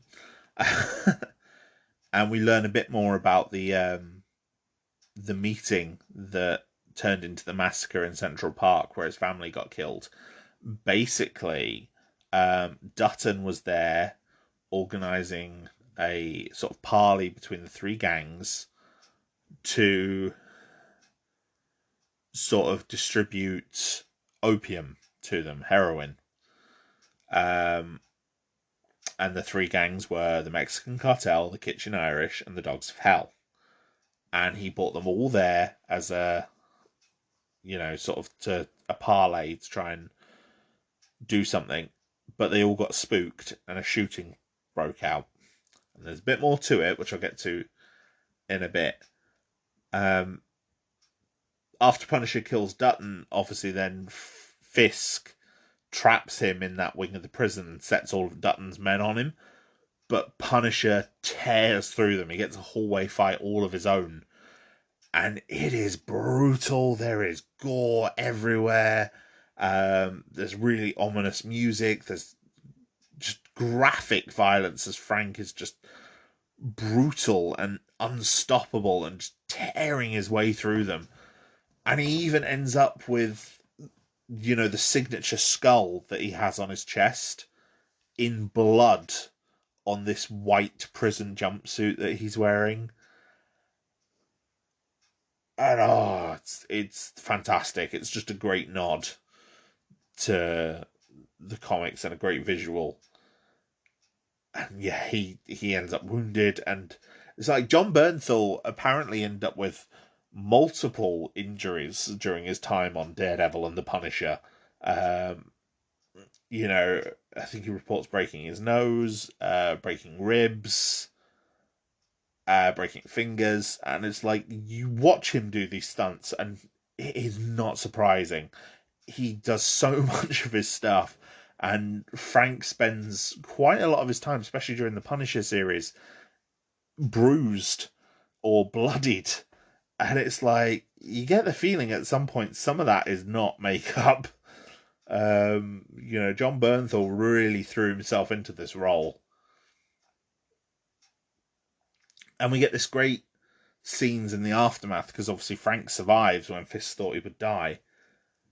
And we reveal that Fisk is taking over the prison now that Dutton's out of the way. And he ensures that Frank is released. He kind of lets him out of the prison because Fisk now controls the guards and can. And there's just this really great tension between the two of them, because Frank realizes that Fisk wants him on the outside, eliminating his competition. And it sets up Frank with this real motive to go after Fisk. But unfortunately, that remains unresolved as of now. That's not going to happen. During the next few episodes with the, as Matt is pursuing the hand, while all this is going on, we find out that Nobu is still alive. Although Matt is like, how have you survived? And it's revealed that he is one of the leaders of the Hand, which obviously explains why Fisk was so intimidated by him in season 1. But then season 10 is when we get the final reveal of what actually happened in Central Park. And basically, the heroin was coming from someone called the Blacksmith. The Blacksmith is dealing in massive amounts of heroin. I think Blake Tower, the assistant DA, describes it as metric tons, as opposed to the kilograms that they were trying to seize off of like street push. So obviously the DA's office found out about Dutton's little gathering and sent some of their own men along. Some of their undercover operatives and CIs. But were the ones that spooked the gangs into firing on each other, and that led to one of them dying, who became the missing body that was covered up by the medical examiner, the one that Karen was investigating. And it's a great little reveal as all the puzzle pieces kind of come into place, all the bits of information that we've learned come together. And, part of it was because the blacksmith never showed. It was the blacksmith seemed to have become aware of their, their plan to catch him, and didn't show up. And it's great. And it makes you hate Reyes even more, but it explains the bravado she has and her desperation to try and get rid of Frank. Apparently she placed a do not resuscitate order on him while he was in the hospital. And all these sort of things. It was brilliantly done. But then she's suddenly executed. And it just, rather than leaving you glad that she's gone, it leaves you kind of cold. It's sudden and it happens out of nowhere. But that brings Tower around, and we revealed that he was the one that gave all the files on Frank to Karen earlier on in the season. Matt goes to the prison, realising that Fisk might have had something to do with it. And they have a confrontation with words, and it's sublime. And there's this brilliant verbal sparring, and then a small physical fight where Kingpin just shows how much power and influence he has in the prison. That he owns everything. His lawyer was right there, a guard was right there, and no one's challenging him, no one's trying to stop him. Matt ends up wounded. And it's all because Matt threatened Vanessa to keep her out of the country. And it's just set up for what will be this phenomenal conflict between them later down the line. Frank comes to Karen and saves her from being attacked, reveals that he's not the one shooting people. He wasn't the one that shoot Reyes. Elektra finds herself attacked by another assassin who is revealed to be working for Stick. But she defeats him and takes the Psy daggers, which in the comics are obviously her signature weapons. A whole load of victims of the Hand that Matt rescued and was keeping secret in the hospital under Claire. Kill one of the nurses, and one of them kills his father. And then a whole load of ninjas break into the hospital to try and get them back, which means Daredevil has to come to Claire's rescue, and she has to help Daredevil battle them. And all the revelations that follow just build to the mystery of the Hand, because we learn that their ninjas have all been dead before. And it leads, and then the one of the dead ninjas is being examined and he has an autopsy scar. And this is something that's true in the comics as well. The Hand have a very strange relationship with death. But the attempt to cover it up leads to Claire just taking a stand and leaving the hospital, which writes her out for, her next big appearance across the Netflix MCU. Frank and Karen sort of go on the run together. They have some great scenes in the diner where she can't convince him to stop. and Frank saves her life again, and then parts ways with her to sort of keep her safe. Madame Gao comes back briefly, and it's kind of interesting to see her again, but her main development again will come later on. And basically, Punisher and Daredevil both end up on the track of the blacksmith, for different reasons.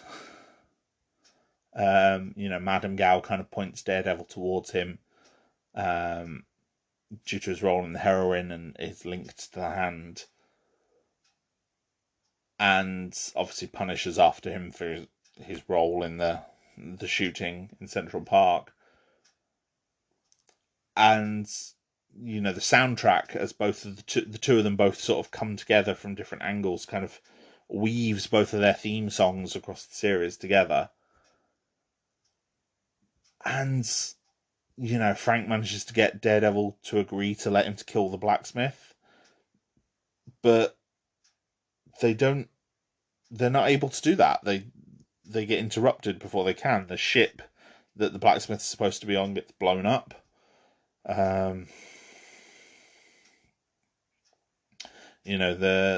The victims of the hand end up getting returned to them and drained by Nobu, which just continues the mystery of what the hell the hand are up to. They're draining their blood and putting it in a large coffin, like sarcophagus thing. The penultimate episode is what gives us a flashback to Elektra, showing her youth with Stick and the Chaste, and revealing that she is a Black Sky, like the child from the last season, and what that has meant for her life. That she is sort of seen as a weapon, as this powerful thing that the Hand want and the Chaste want as part of their war.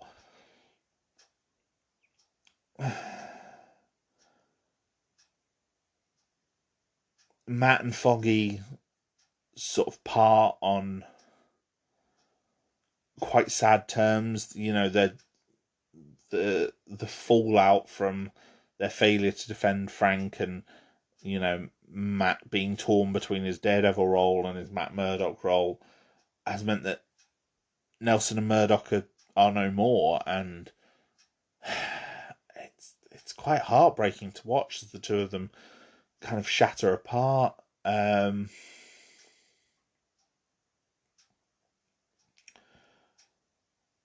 Stick ends up captured by the Hand and being tortured, and Daredevil comes to his rescue, and Stick is whispering under his breath, knowing that Matt can hear him, runs away. And he teaches Matt techniques to fight the Hand, because obviously they're dead, so Matt can't hear their heartbeat. So instead he's listening to the air around them and things like that. It's very clever. And again, a lot of the creative conversation to show Matt's powers. Frank catches up to the blacksmith, who turns out to be Ray Schoonover, which is a terrific and unexpected reveal. And Frank manages to outfox Schoonover and kill him, although Karen has followed him and she kind of turns on him after he kills Schoonover. And by this point, everything's set for the finale. A character from Jessica Jones, Hogarth, comes in the final episode and sort of offers Foggy a job, which ties Jessica's little corner to the rest of the ongoing plot, because Jessica Jones season 1 was a very self-contained show. Daredevil finally gets his Billy Club from Melvin, the Billy Club that we recognise from the comics with the grapple rope and everything like that. and it's fantastic, and it just adds so much to the character, and we get to see him use it to swing from buildings. And that's brilliant to watch, especially because unlike the 2003 movie, which used the CGI and digital doubles, in this it's real stunt work. There is a real stunt person on the end of a rope swinging across the buildings. Karen and Turk and a whole load of other people end up captured by the Hand, and it's revealed that Turk's on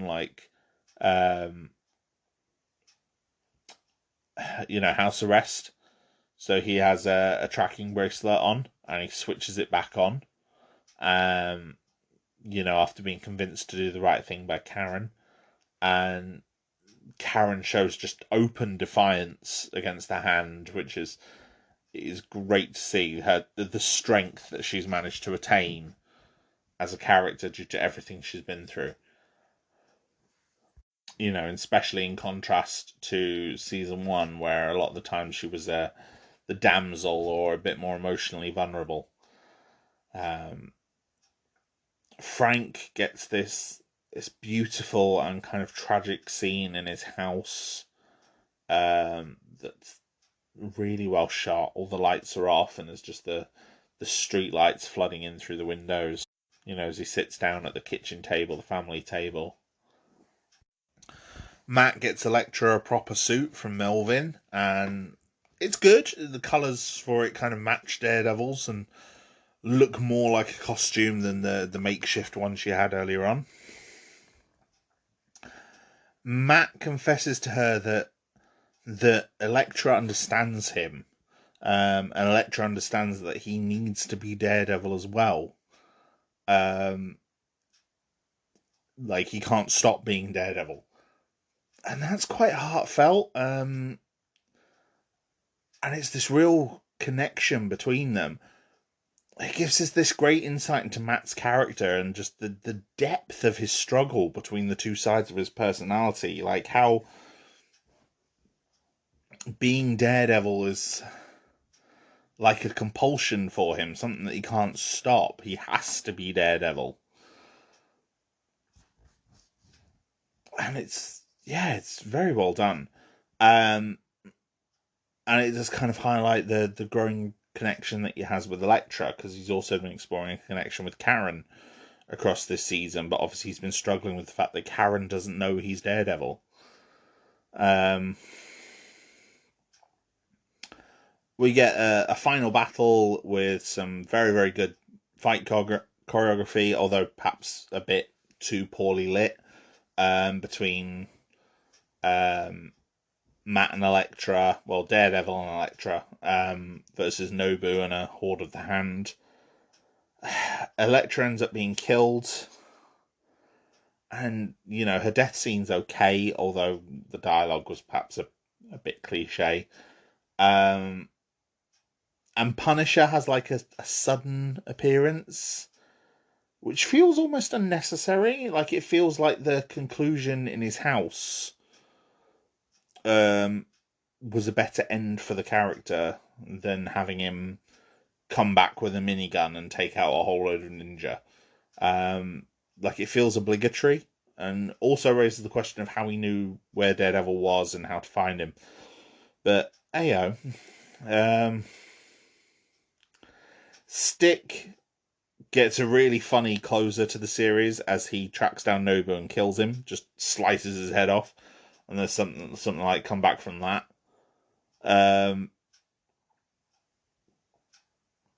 Punisher sort of goes off into the distance. He leaves his old life behind. He destroys his house. He finds a disc from Micro, which is a nice little Easter egg, although there are some issues with it, which I'll discuss, because I will discuss Punisher later on in this episode. And we get narration from Karen about one of her news pieces, I think it's her first official published piece by the Bulletin, about being a hero. And it acts as this perfect epilogue for the series. It plays over Punisher's final scenes and some scenes with Matt. And then we get the final two scenes of the season with Matt pulling out Daredevil's mask, telling Karen that he is Daredevil.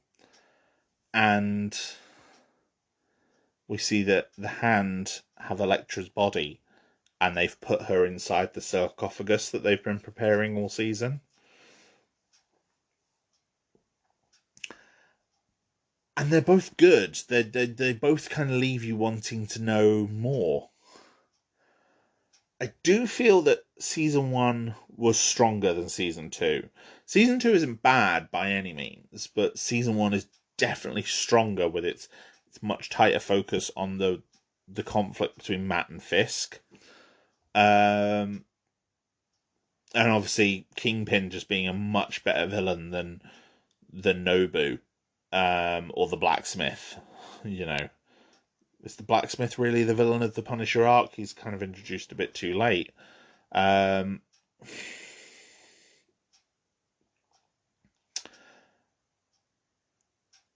the narrative is there's a much tighter focus on the narrative in season 1 than there is in season 2. And although splitting the focus between Elektra and Frank did actually help to illustrate how divided Matt is, in terms of the narrative arc, that paid off quite well in the final episode with the conversation where he's like, he needs to be Daredevil. As much as being Daredevil causes him problems, he needs to do it. But in effect, I think a lot of the biggest problems with season 2 echo the problems of Iron Man 2, which is obviously its closest allegory for phase 1 of the MCU, which is like Daredevil season 2's role is effectively the Iron Man 2 of Defenders phase 1, as it were. It's an in-between between Daredevil and Defenders. So it's a stepping stone to something greater, and it's doing a lot of the groundwork for the Hand that will come up later on. But because we aren't at the story of the Hand yet, it's trying to do a lot of that setup as well as its own thing, and it hurts the end result because it just feels a bit muddled. Now, the original Marvel deal with Netflix was for 60 episodes. Obviously, that increased with Daredevil Season 2. But the original 60 episodes were to be 13 episodes of each season for Daredevil, Jessica Jones, Luke Cage, and Iron Fist, followed by an 8-episode limited series for the Defenders. As I said, building them up together in a similar way to how Phase 1 of the Marvel Universe did. Now, by the time Defenders rolled around, releasing in July 2017, we'd had, obviously, the 2 seasons of Daredevil I've already spoken about, but also the first seasons for Jessica Jones, Luke Cage, and Iron Fist. Now, I'll be speaking about those series as a whole later on, but for the most part, their series don't directly impact the Defenders. The one that impacts it the most is probably Iron Fist.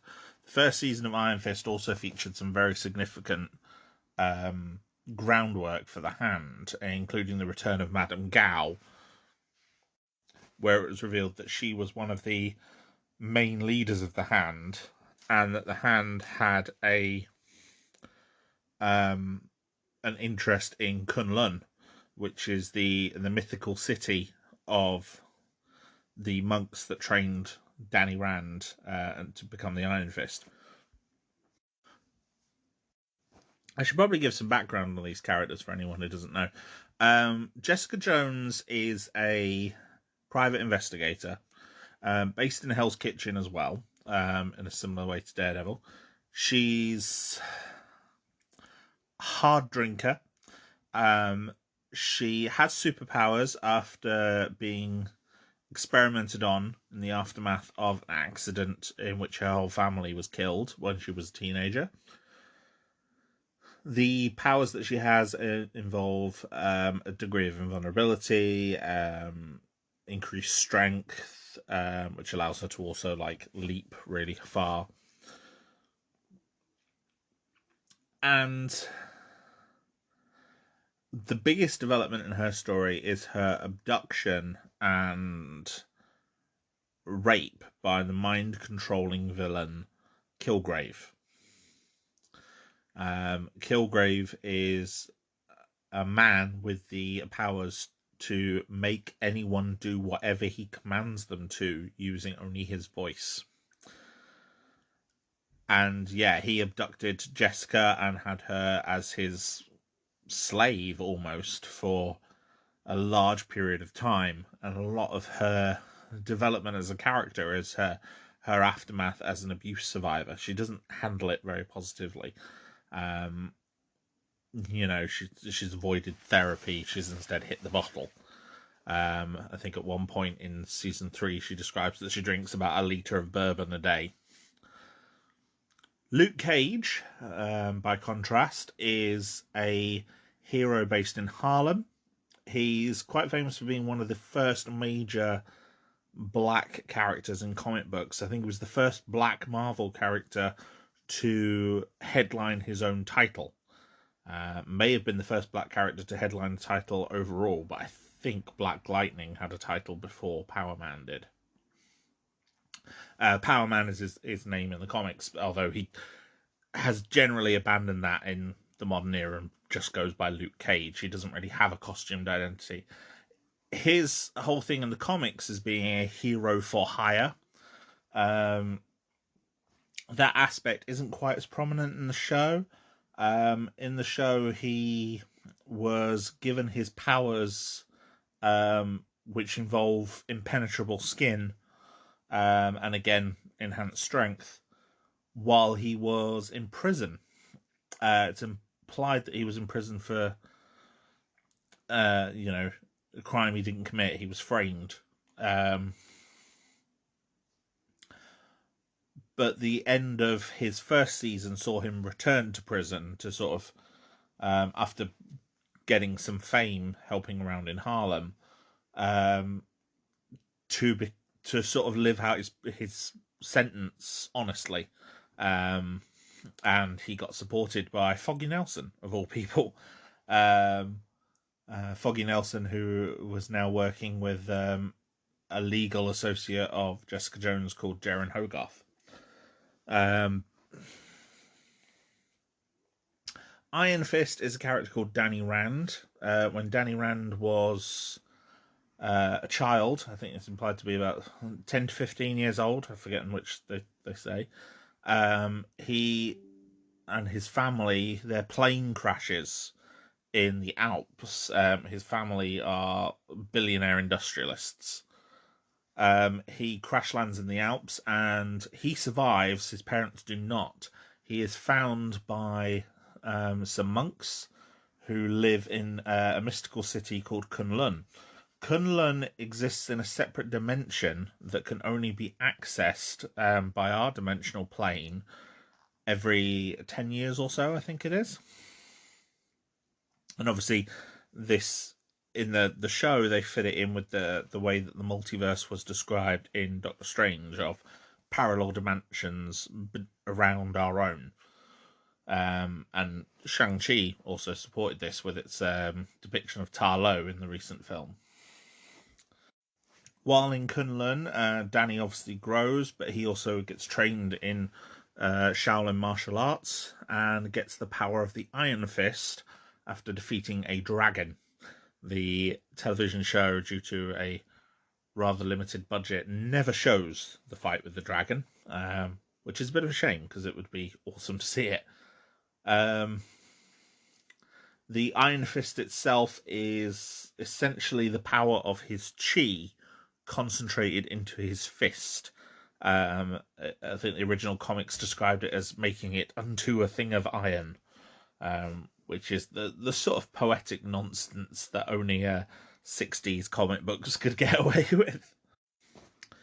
Um, Iron Fist is a decent show. He returns to New York once Kunlun becomes available, links to our dimension again, and leaves Kunlun behind.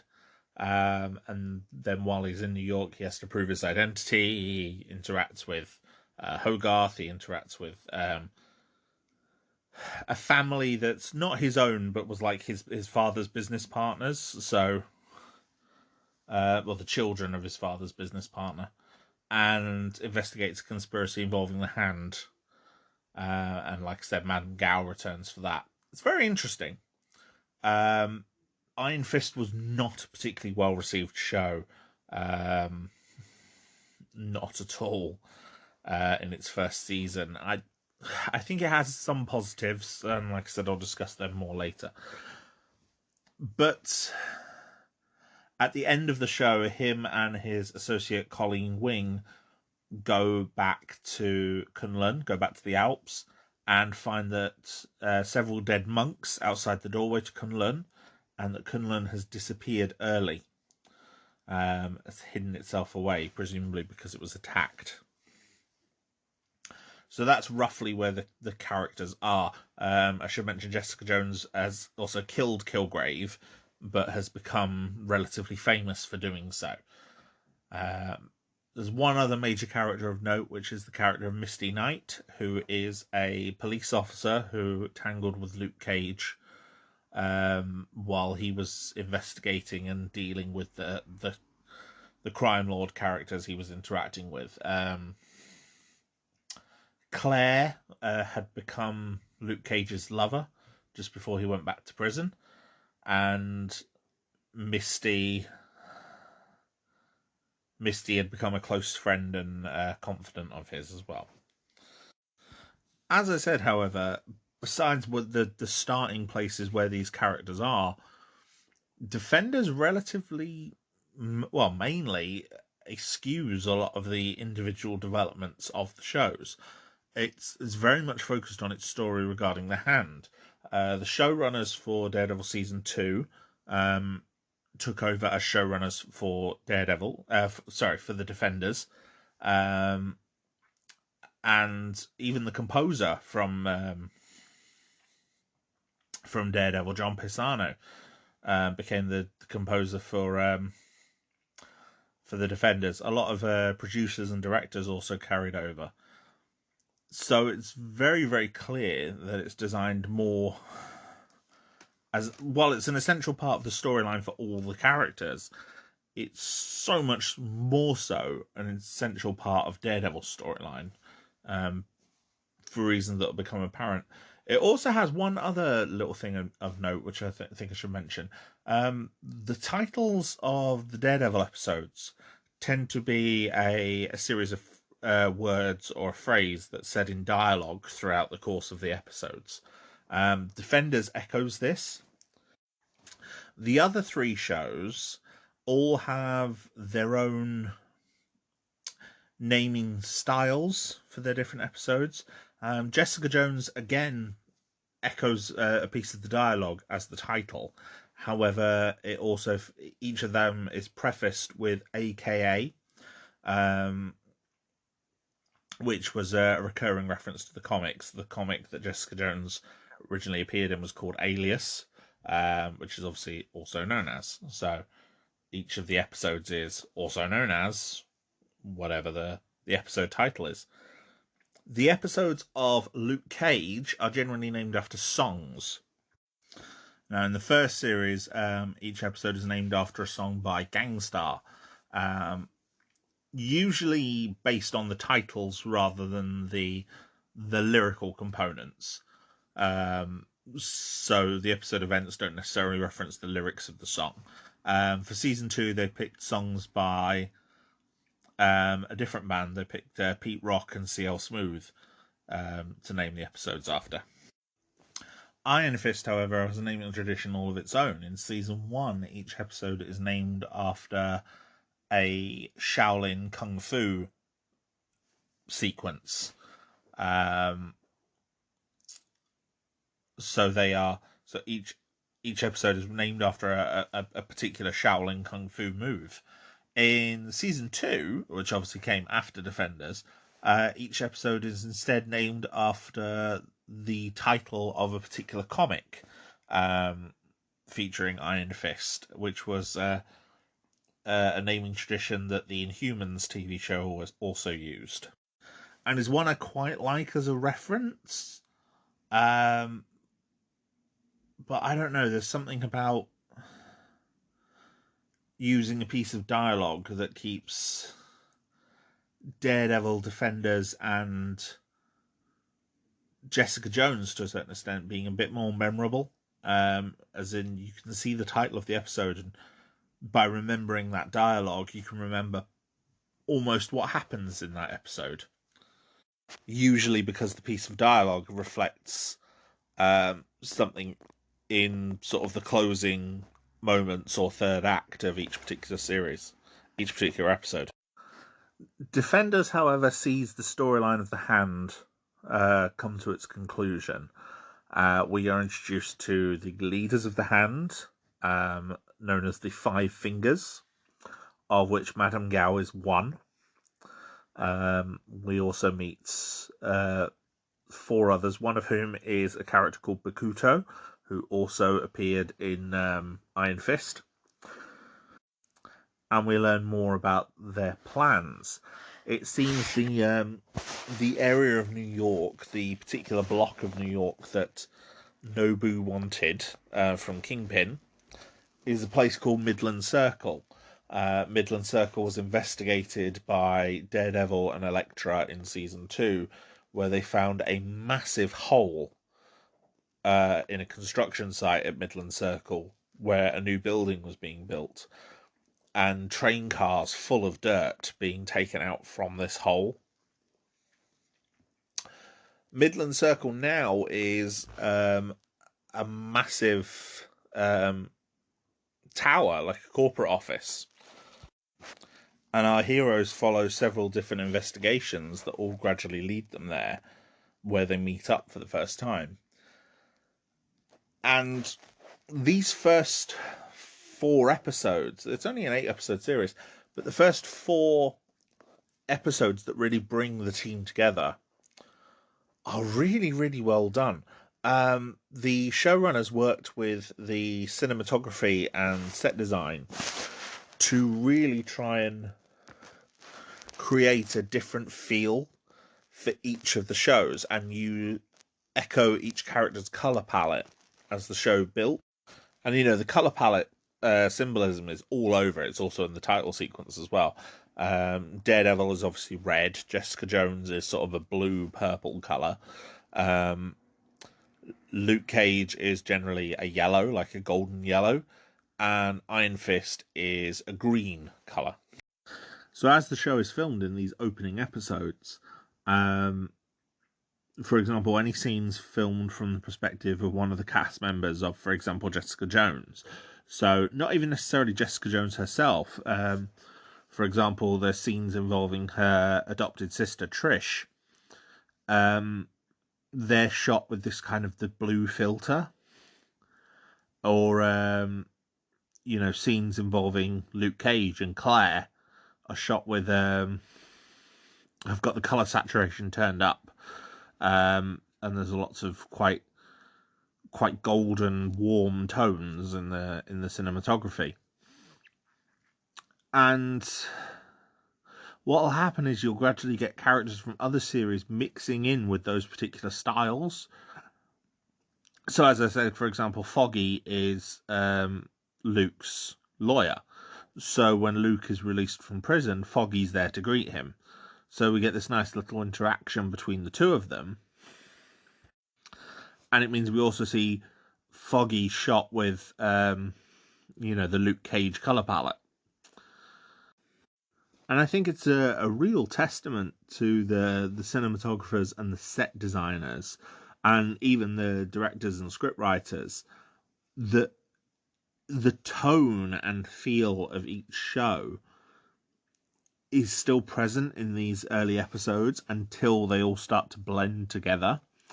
And And this is no more clear than in the fourth episode, where on the run from the Hand, the four characters end up in a Chinese restaurant, of all places. And the neon lights in this restaurant are in the signature colours of the four heroes. So as they're sat at a table eating, because to get them to use the restaurant as a sanctuary, Danny Rand had to agree to buy like 4 of everything. So they're sitting there eating food and interacting, obviously, and some of the interactions are brilliant. Like you've got that sort of the magic of the original Avengers film of seeing these separate characters interact for the first time, which is great. Like Jessica Jones gets arrested by Misty Knight, and Matt Murdock comes in to defend her as her lawyer, for example. Or, Danny and Luke interact and have a fight, and then obviously Luke tells Claire about it, so Claire realizes, oh, it's Danny, contacts Colleen, and then they meet up and make peace. And it's really quite well done, especially because so far we've only really seen this with like minor characters. So, for example, Brett Mahoney, the police officer from Daredevil, has appeared in Jessica Jones briefly. Or Turk, this recurring criminal character who again appeared in Daredevil, has had like 1 appearance in every series. Or, the brief appearance we got of Hogarth in the end of Daredevil season 2. The only other character that's really had a big crossover like that this already is Luke Cage, because Luke Cage originally appears as a supporting character in Jessica Jones, before obviously getting his own spin-off. But yeah, this scene in the Royal Dragon, as it's panning around the table with these characters eating, they're illuminated from behind with other characters' colours as well as their own. And it just helps to really kind of blend everything we've been seeing together. And then, because from then on, in the scenes where all 4 of them together, it's shot normally. There's without the color correction, without the oversaturation, without the bright lights, all those things that were present to give each of the shows a particular tone is absent once the team is together. Like the blending of all these separate elements has come together to create just a natural light, and I like it. It's a really nice choice. I think it works really well for them. Now, there are some elements of continuing all of the characters' stories. Some more so than others. Matt is the primary one. He's now doing, when we first meet him in this, he's doing pro bono cases and trying not to be Daredevil. Until the Hand unleash an earthquake on New York City. Which is implied to be as a result of their digging under Midland Circle. And sort of Matt runs out into the night in not the Daredevil suit, just in his suit, to try and save someone in the aftermath. But you've also got, for example, Danny dealing with the guilt of failing Kunlun, so he becomes the most eager to team up with the other heroes once he meets them. Whereas Luke, for example, is trying to stay straight, and Jessica, meanwhile, is just like, I can't trust these people. She has trouble letting people in. The main villain of the show, initially appears to be Alexandra. Alexandra is a leader of the Hand, who is immortal, or at least very long-lived. And she's played by Sigourney Weaver, and Sigourney Weaver plays the character fantastically. Although she does have kind of the tired trope writing of somehow being present for every major historical moment that's existed in her life. I don't necessarily like that idea that immortals are sort of present for everything. Like, she says that at one point she listens to a performance of a Brahms piece, and she mentions hearing the original. At one point, she's in a Turkish restaurant, and she mentions, it being the best recipe she's had since the fall of Constantinople. I don't know. It's just a bit of a tired trope that the Immortals were somehow present for every major event, as if they knew who to hang around. She's a very cool character, though. She's somewhat sympathetic in that she's also revealed to be dying. Like, I think it's implied to be cancer. And she's putting all of the Hand's efforts and resources towards her protege.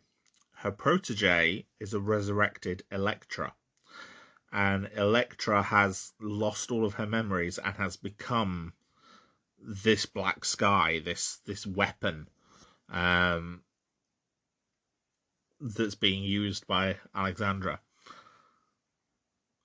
And some of the other Hand are irritated by what Alexandra's done, but Alexandra just is able to intimidate them round. I mean, anyone who can intimidate Gao, who usually comes off so cool-headed and aloof, is someone worth considering as a threat, And obviously all of Alexandra's scenes are shot free from any filter, which just gives them their own tone in contrast in these early episodes to the scenes from the other shows, which is great. But yeah, it becomes clear pretty early on that while the Hand are obviously the main villains and Alexandra is their figurehead, although only one of the 5 fingers of the Hand, the main villain is Elektra. We reveal more about Stick and the order that he's a part of, the Chaste. It's revealed that they are connected to Kunlun, which I think is a new revelation. I don't think it was in the original comics, but like I said earlier, it kind of ties these separate elements from the comics together. There's a lot of ancient secret societies in the comics because of how they were written over the years, even before they all started crossing over and interacting, X-Men, Avengers, Fantastic Four, and all the solo titles had all kind of introduced different ancient things. and learning the origins of the Hand, how they were sort of exiled from Kunlun and they want to go back there, and who the 5 fingers of the Hand are, does help to sort of explain some of the divisions we've seen between Hand leaders like Gao and Nobu, and it ends, or Gao and Bakuto as well, and it ends some of the confusion that we've had in that they're all the Hand, but the Hand has different objectives. We do get hints that Elektra maybe has some of her memories.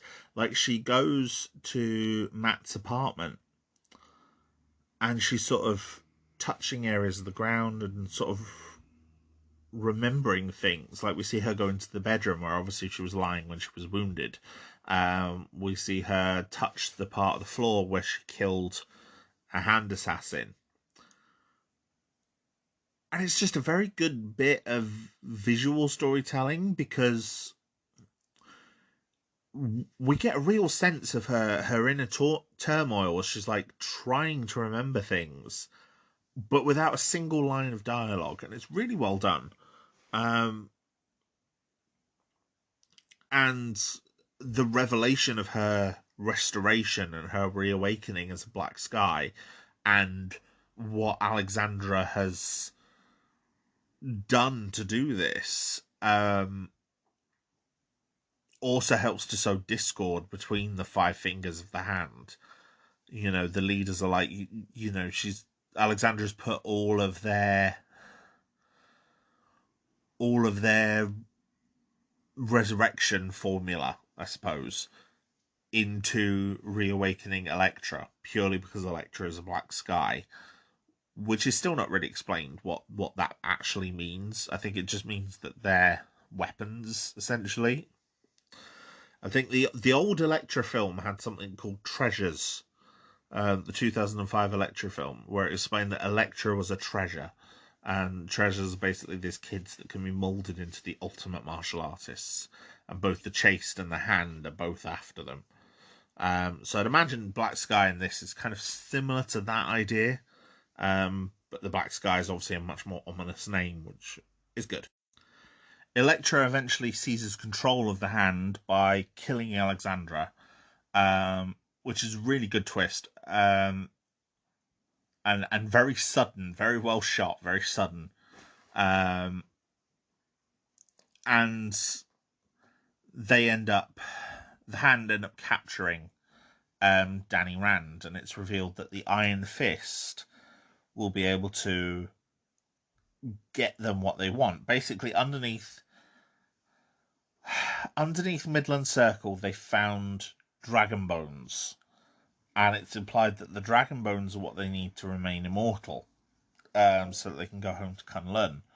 And the Iron Fist will allow them not only to get at the dragon bones, to open the way to this sarcophagus for them, so that they can remain immortal. It will also help them to get to Kunlun. And so they kidnap Danny so that they can use him. And it does kind of reduce Danny to a plot device, like a MacGuffin, rather than a member of the team for a couple of episodes, which is a bit of a shame. But I do think Danny had some quite good development at the front half of the season. So having, with him being the most excited to join the team, and the idea of finding friends, and he'd been the more proactive member of the group.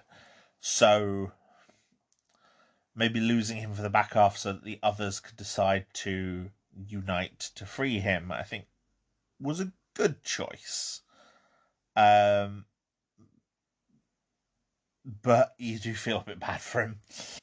In fact, at one point, though, while Elektra has him prisoner, she mentions that she'd killed his masters, which I thought was a really interesting line, because it's unclear whether she's referring to the Chaste or if she's the one that attacked Kunlun. And that latter implication, if true, is a really intriguing twist. So yeah, that's not a bad one. So the Defenders all kind of come together. When I say the Defenders, I mean Matt, Jessica, Luke, but then also Colleen Wing, Claire, and Misty Knight. And they all kind of go to Midland Circle to rescue Danny and to defeat the Hand. There are other bits in the background as well. Obviously the season focuses on all the other characters. Like, we've had a lot of the supporting characters for each of them have ended up in police custody for their own safety. So that's Trish Walker and Malcolm Ducasse, who are both associates of Jessica Jones, Karen and Foggy as well, and a few others. I swear there are more. I'm trying to remember who they are now. And like, I think Foggy actually helps Matt leave the precinct as well, so that he can go join the fight as Daredevil. I think, if I remember rightly, I think Foggy brings him the costume, which is something that Foggy had a bit of conflict about, but sort of realised was necessary. So, we have developed the plot of also the others. Like, it's revealed that, as well, Karen had trouble dealing with the fact that Matt was Daredevil. Like, it became a real issue for her. And they're not together anymore as well. And so there is that development of those plot lines as well as everything else that's going on. But everything goes up towards the final battle, the final conclusion. We end up with the heroes sort of down in the dragon pit fighting the hand leaders and Elektra. We end up with Misty and Colleen and some of the others fighting some of the hand leaders in Midland Circle.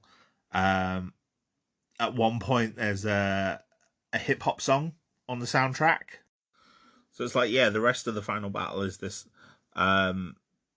score by John Pisano, and then at one point it just drops in "Protect Your Neck" by Wu-Tang Clan, and it's like, I mean, Luke Cage did have needle drops in his own show, and obviously it feels, with it being Wu-Tang Clan, it feels like a sort of something that we would hear in Luke Cage. But I don't know, it's just a bit odd. It kind of jars you out of the scene a little bit. I think if it had all been needle drops or all been score, it would have worked better. But the mix of score and needle drop it's a bizarre one. But obviously the show finishes with Daredevil and Elektra underneath Midland Circle as the tower starts to come down and to collapse, and Matt basically saying he's not going to leave. Like, he sends the other defenders out. They all manage to escape. Some of them wounded, like Misty loses an arm. She has her arm cut off by Bakuto, which is mainly why he's the only other member of the hand that I've been speaking about this whole time, besides Gao and Alexandra. The other two are relatively forgettable. Before Colleen kills Bakuto as well. So that's her former mentor, because at one point Colleen was part of the hand. So she kills Bakuto. So yeah, but Misty's been injured. Matt tells Danny to protect his city for him. And then stays. He says he's not going to leave Elektra. And Midland Circle collapses. And then the rest of the characters go back to the police station. And obviously, we see our heroes get welcomed back. And then we see the look on Foggy and Karen's faces when they realise that Matt isn't coming back. And what that means. And it's really quite moving. And it works very, very well. Like, it is kind of undone very soon afterwards. Like I said, it's not quite a post-credit sequence because of how Netflix does credits. But it's revealed that Matt is actually still alive. We see him on a bed in an orphanage. Not an orphanage, in like a convent. And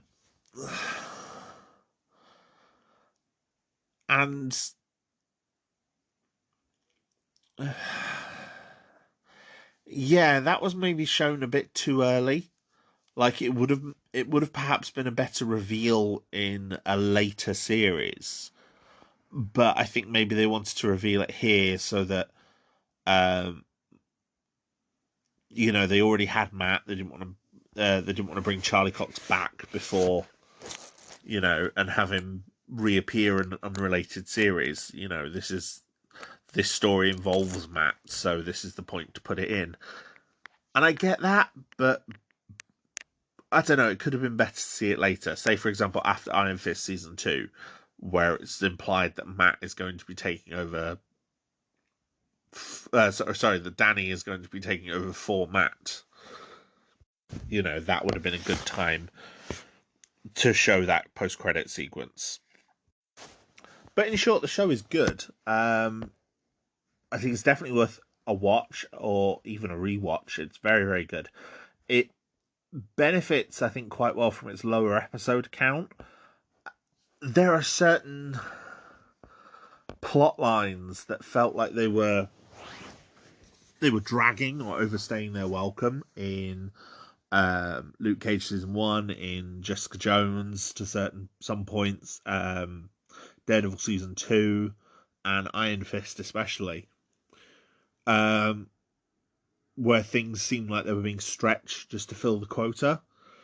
And nothing feels like that in Defenders. Everything feels like nothing feels like filler. It all feels essential to the story. Nothing feels superfluous or unnecessary. And everything's part of the larger puzzle. You know, and even if it's not, it's usually just a great character moment. Like, there's, in the final episode, every character gets a chance to shine in some way or another. Luke and Jessica have some closure over their relationship on the last time they saw each other, which was great. It's a shame, I think, that Iron Fist had less characters reappear from its own show, because it's only Danny, Colleen, and Bakuto, and Claire, that she's in every show, that reappear. And Bakuto was one of the less interesting characters from Iron Fist. But I think as well, because of the development that Danny and Colleen got in this, it would have been good to give us more for maybe one of the other characters. Like, if they'd have done a Defenders season 2, that would have been a nice thing to see, to have maybe, say, the character of Ward Meacham come over. But no, Defenders never got a season 2. It was literally just this one limited series, and it is very good for what it is. It would have been nice to see more. I do think, though, once they arrive at the police station, most of the supporting characters get sidelined for the remainder and don't really interact with each other. We see Matt and Foggy together, and we see Trish and Malcolm together, but they don't really interact between their groups. We also get it can get a bit grating at points with Foggy and Karen's negative attitudes towards Matt as Daredevil, because obviously we want the three of them back together, and we want Matt to be Daredevil as an audience. So them not wanting him to be Daredevil, and Daredevil being this thing that's keeping them apart, is aggravating. But it does make some sort of sense with how season 2 left the characters. The only real glaring omission from the show, based on the interactions the character had with the Hand, is Fisk. Nando v Movies on YouTube did a really good exploration of how Fisk could have been incorporated into the series. That's his whole shtick on movies, where he kind of rewrites them or comes up with a way to include something that should have been there. And he was basically saying that because of Fisk's interactions with the Hand previously, through the characters of Gao and Nobu, it would have been interesting if he'd had some role to play. Not necessarily a big role, but some role. And he is the biggest character absence in this, as even though he's still in prison, he would likely have kept an interest in the Hand from within the prison, and we know his influence in the prison itself from the last season of Daredevil. So, why has he not been keeping watch on them? Why is he not present? Although perhaps with Nobu gone, he wasn't aware that the Hand was still a threat. So, it's possible. But it does leave his absence as a bit of a curiosity. But yeah, Defenders is good.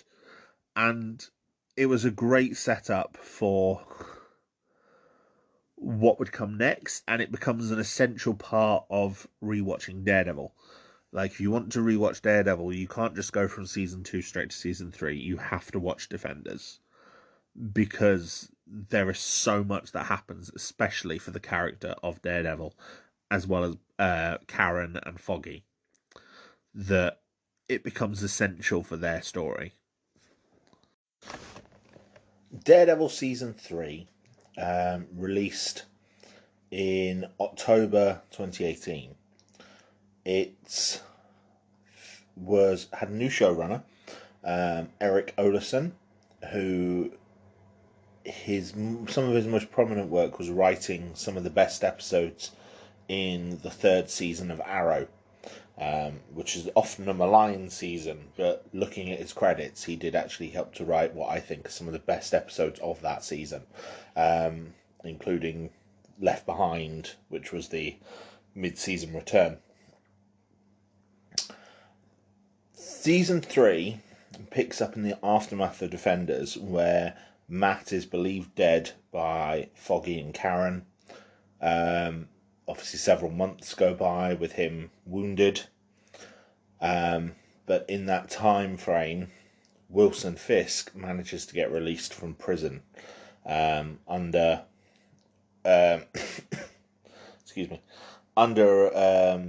watch by the FBI.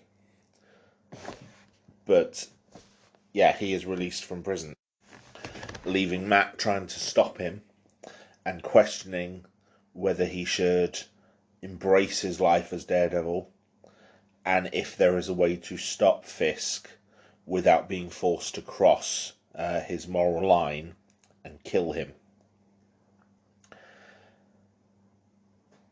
It is a phenomenal series. Daredevil season 3 is quite possibly one of my favourite seasons of television.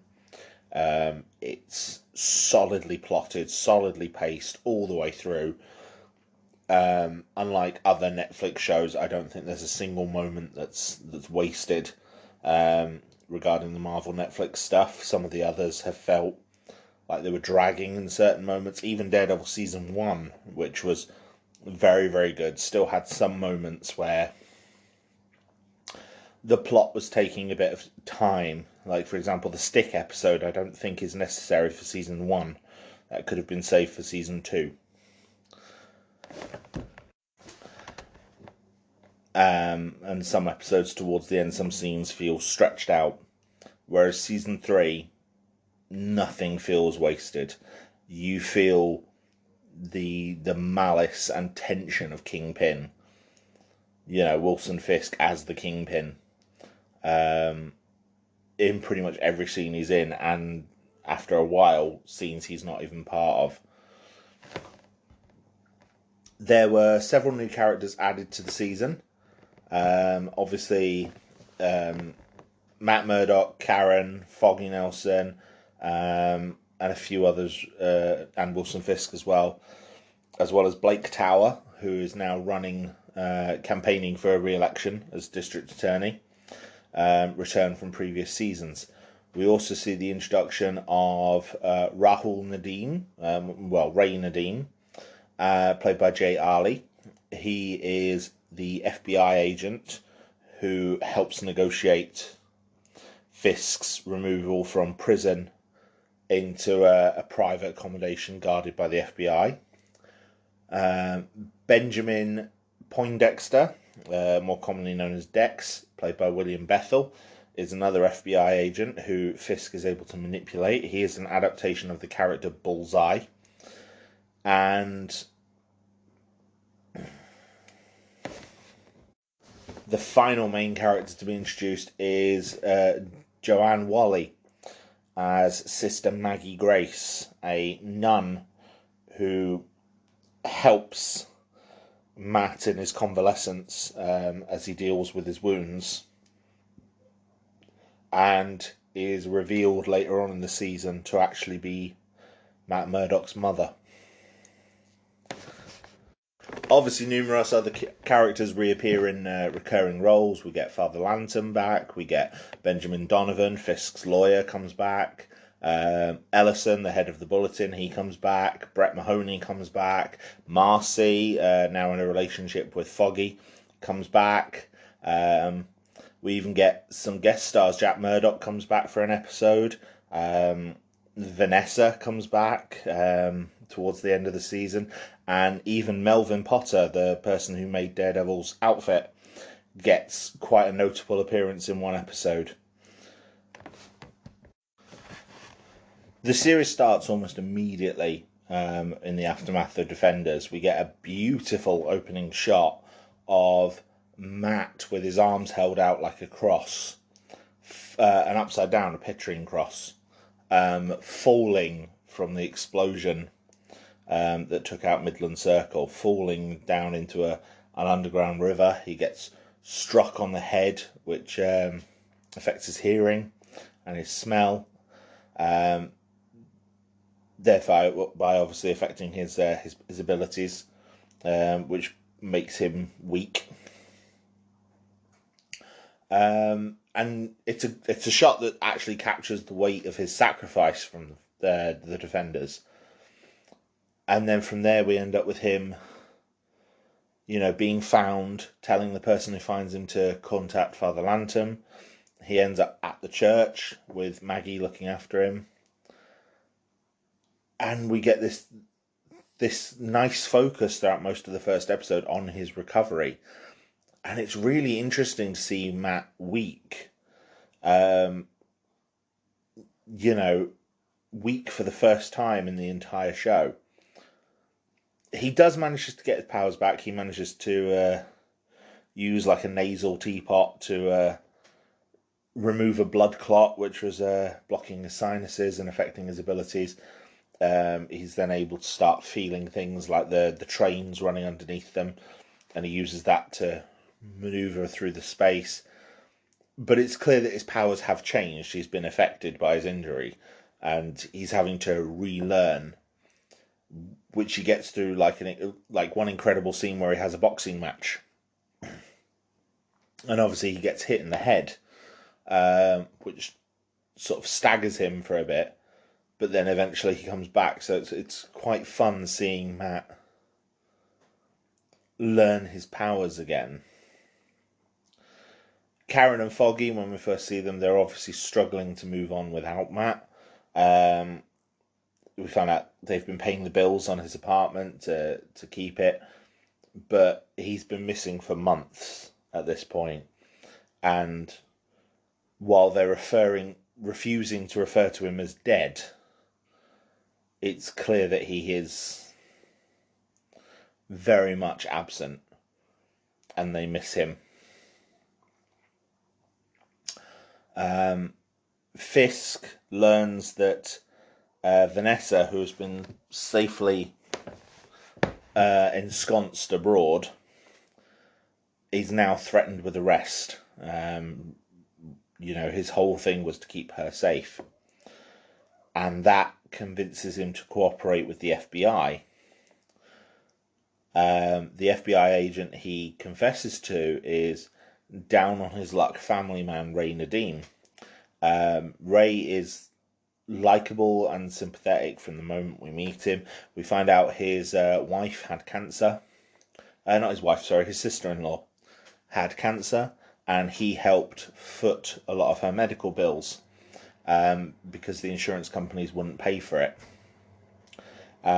This has obviously left him with a significant amount of debt, which is preventing his promotion at the FBI because having such a large amount of debt makes him a risk for coercion. Fisk gives them information on a gang of Albanian criminals, an Albanian cartel, leading to the FBI managing to arrest the heads of that group very swiftly and without any bloodshed. That is what is able to convince them that Fisk's intel is good.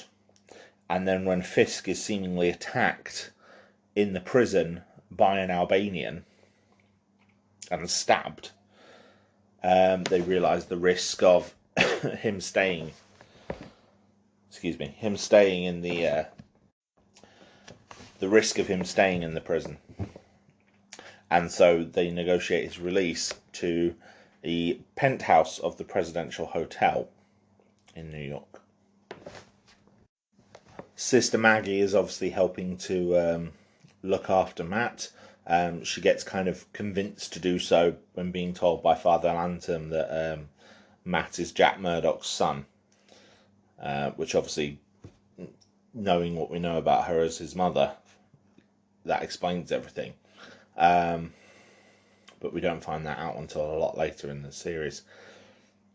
She's very angry at Matt's commitment to his cause, although in one of many, many brilliant exchanges between the two of them, he phrases it as a calling, saying that he needs to do it. He feels it almost as like a religious calling, in the same way that she feels her calling to be a nun,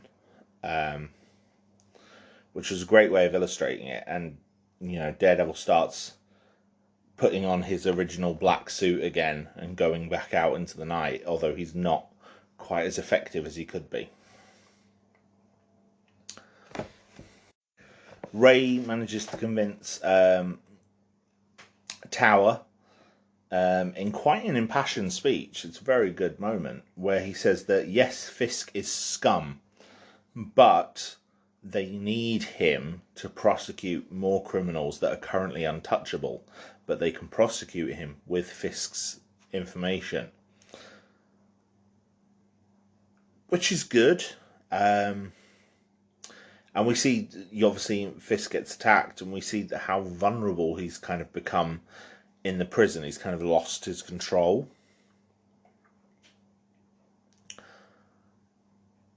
And he, like I said, he ends up in the hotel, and the reveal that he's been released obviously shocks all of our characters. Daredevil hears it over the radio. Matt and Karen both see it on news broadcasts. It's a fantastic moment just seeing the three of them react in pure fear. When Fisk is transferred to the hotel, though, his motorcade gets attacked by the Albanians, and Nadim is obviously incapacitated. A whole load of other agents are killed, and Fisk watches Agent Poindexter take down a whole load of Albanians, including 2 that were surrendering. And he takes them out brilliantly. We see him using ricocheting his bullets around corners to score perfect headshots, and it's phenomenally done. And of course, it's punctuated by this look of intrigue on Fisk's face as he sees someone useful. Matt then tries to investigate Fisk, and we see him tormented almost by a vision of Fisk in his head, which is a great way of letting us into Matt's thoughts. I've spoken before about how using characters and flashbacks and visions and stuff is a great way of letting us see the protagonist's thoughts, and it works really, really well here. There's even a moment later in the season where Jack Murdoch becomes the voice in his head, and then in one amazing scene transition, Jack moves out of frame, and the lines that he's speaking gradually start being spoken by Fisk, and then the camera pans back and Fisk is standing behind Matt rather than Jack Murdoch. It's brilliantly done. Foggy starts his subplot when he calls out District Attorney Tower for playing politics with the release of Fisk, which is obviously due to their shared history with Reyes in season 2. Is something that he calls Tower out directly for. And this leads to Foggy making the decision, supported by Marcy, to stand as a writing candidate for District Attorney. And one of the main things he's doing is raising opinions on an anti-Fisk platform, pinning Fisk's release squarely on Tower. And he even manages in this brilliant scene to gain the support of Brett and the police to do so. And, you know, Foggy's a defense attorney. Police and defense attorneys don't tend to get along because the defense attorneys are the ones that protect the criminals. But yeah, he's able to get their support by basically saying how bad Fisk is and how against he is Tower releasing him. And it's really well done. At the same time, we also have Karen starting to use her journalist skills to investigate. She finds out that Red Lion Bank has recently bought the presidential hotel, including the penthouse, and she manages to link that to a shell company that may possibly be linked to Fisk. And she identifies this by using the fact that they're all represented by Donovan,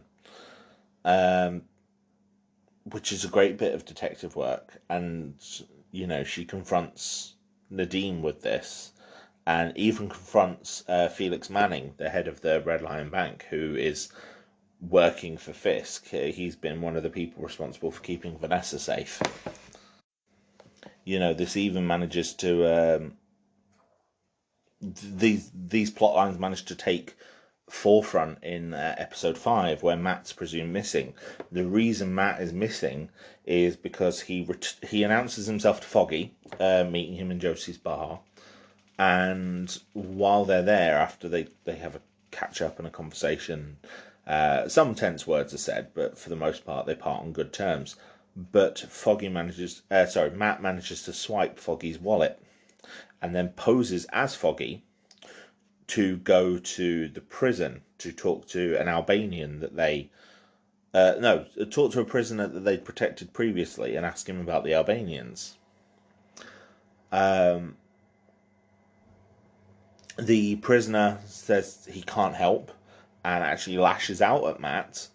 And it's quite a well done scene, because as Matt is walking into the prison, he's pretending to be Foggy, which means he's obviously pretending that he can see. He's not got his cane with him. He's taken his glasses off. He's walking around and looking exactly as a seeing man would, because that's how good Matt's powers are, which is good. However, on his way out of the prison, he gets drugged, and then has to have a running battle through the prison as a riot ensues around them, as the Albanians try and fight back against the guards. He manages to meet with the Albanian leader, talk to them. The Albanians revealed they had nothing to do with stabbing Fisk. It was all something that Fisk had arranged.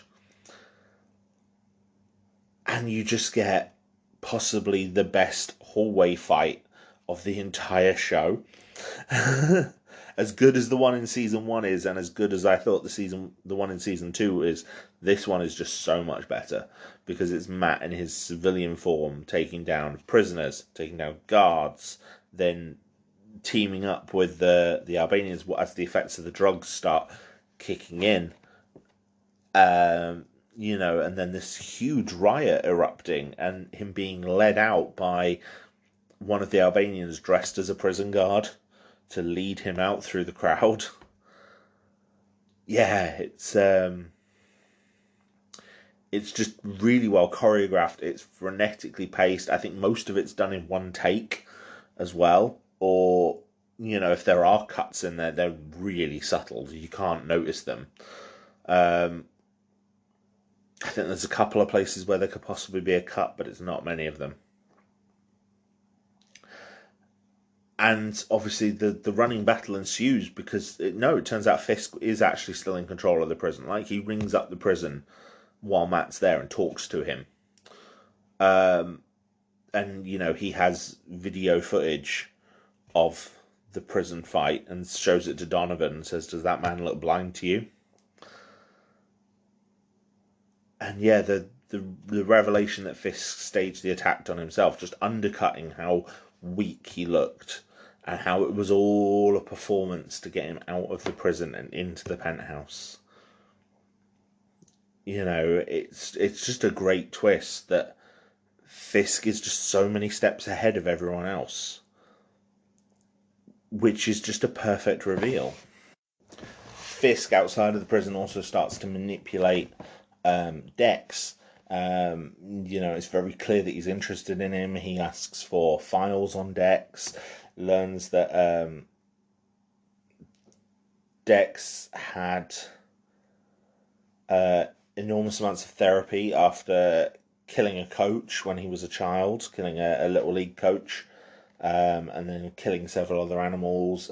His therapist eventually died on him, but the therapist told him to always try and find a North Star to guide him, to keep him responsible. Because for the time that she was alive, obviously his North Star was her.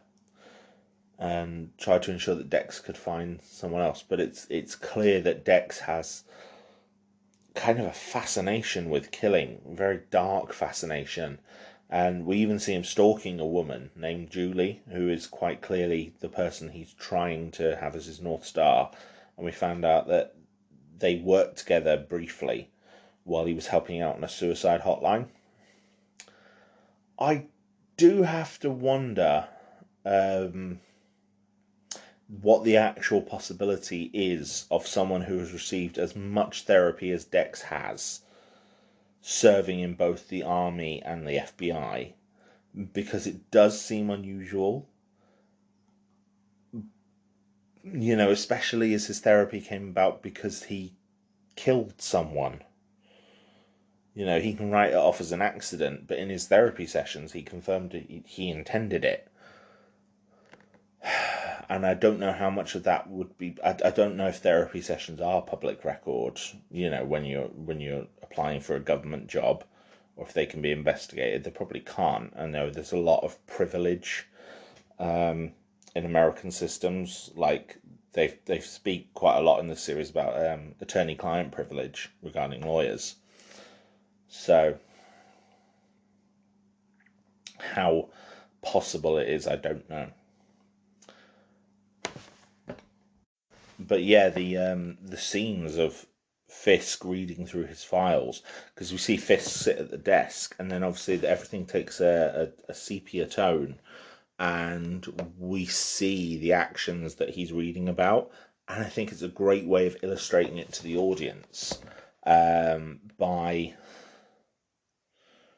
showing us what Fisk is reading, what Fisk is listening to. And it's very well done. It's very clever. Fisk also gets questioned about the two men surrendering that Dex shot, but covers for him, and Dex finds out that Fisk covered for him by watching the tape back, and he notices Fisk looking at him through the camera. Fisk also gives Matt Murdock's name to the FBI, so the FBI raid Matt's apartment. He says that Matt Murdock worked for him, which obviously is true. And they did accept a case from Wesley in season 1, and he explains that because of Matt Murdock worked for him and was able to secure a lot of financial deals. Which obviously that bit's bogus, but there's enough of a kernel of truth there that the FBI do investigate it, and we find out that Matt, despite being driven into the harbour by a taxi driver on the way out of the prison, obviously I say a taxi driver, it was obviously one of Fisk's men. No, he's actually alive. He survived. He made it back to his apartment and managed to escape just before Nadine arrived. So Matt now starts to base himself in Fogwell's gym, which is closed down. That's the gym where he, used to train. It's the gym where his father used to train and where his father boxed. And obviously it's, lying abandoned and, not being used. So that's where he bases himself now. Fisk gets Julie a job at the hotel. And obviously this takes Dex aback. Dex tries to talk with her. Obviously he tries to say how much their time together meant to him, but also lets loose in conversation that things that he wouldn't know or that he shouldn't know, that shows that he's been stalking her, which obviously frightens her and terrifies her. So yeah, that leads him on a downward spiral when he realizes that he's kind of terrified her away from him. And then that's followed by him getting suspended by the FBI pending investigation. And everything just starts to collapse for him. The media managed to learn about his investigation, which leads to him accepting a job offer from Fisk. And it's all presented so well. Like, he listens to Mercer's tapes to calm himself down. Mercer is therapist. But they're not helping. And he's really struggling. Matt also reveals himself to Karen. Reveals that he's still alive.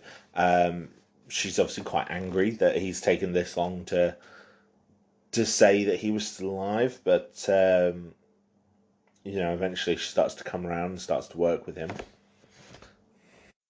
And they find Jasper, the man who stabbed Fisk, who was supposed to be in solitary confinement, but somehow escaped the prison, being let out by Fisk.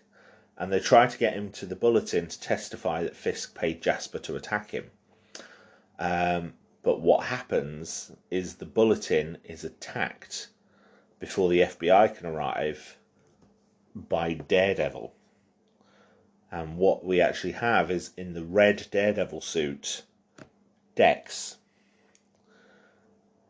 Matt comes in the black suit, does what he can to fend Dex off, but Dex has the upper hand. He has the skills. He manages to fight Matt back and kill Jasper and deliver a line to Karen suggesting that he knows her, because Karen's knowledge of Daredevil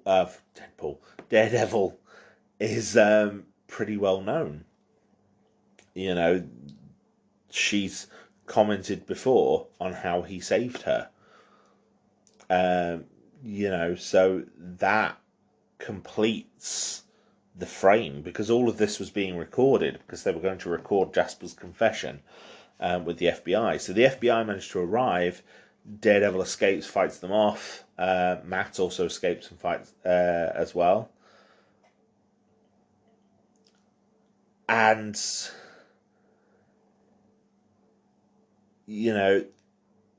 it's just a great way of twisting the knife again, just showing that Fisk has so much power and influence that he's able to find out what they're doing before they actually before they're actually able to do it, able to pull it off. And he has a back contingency sorted out to deal with it.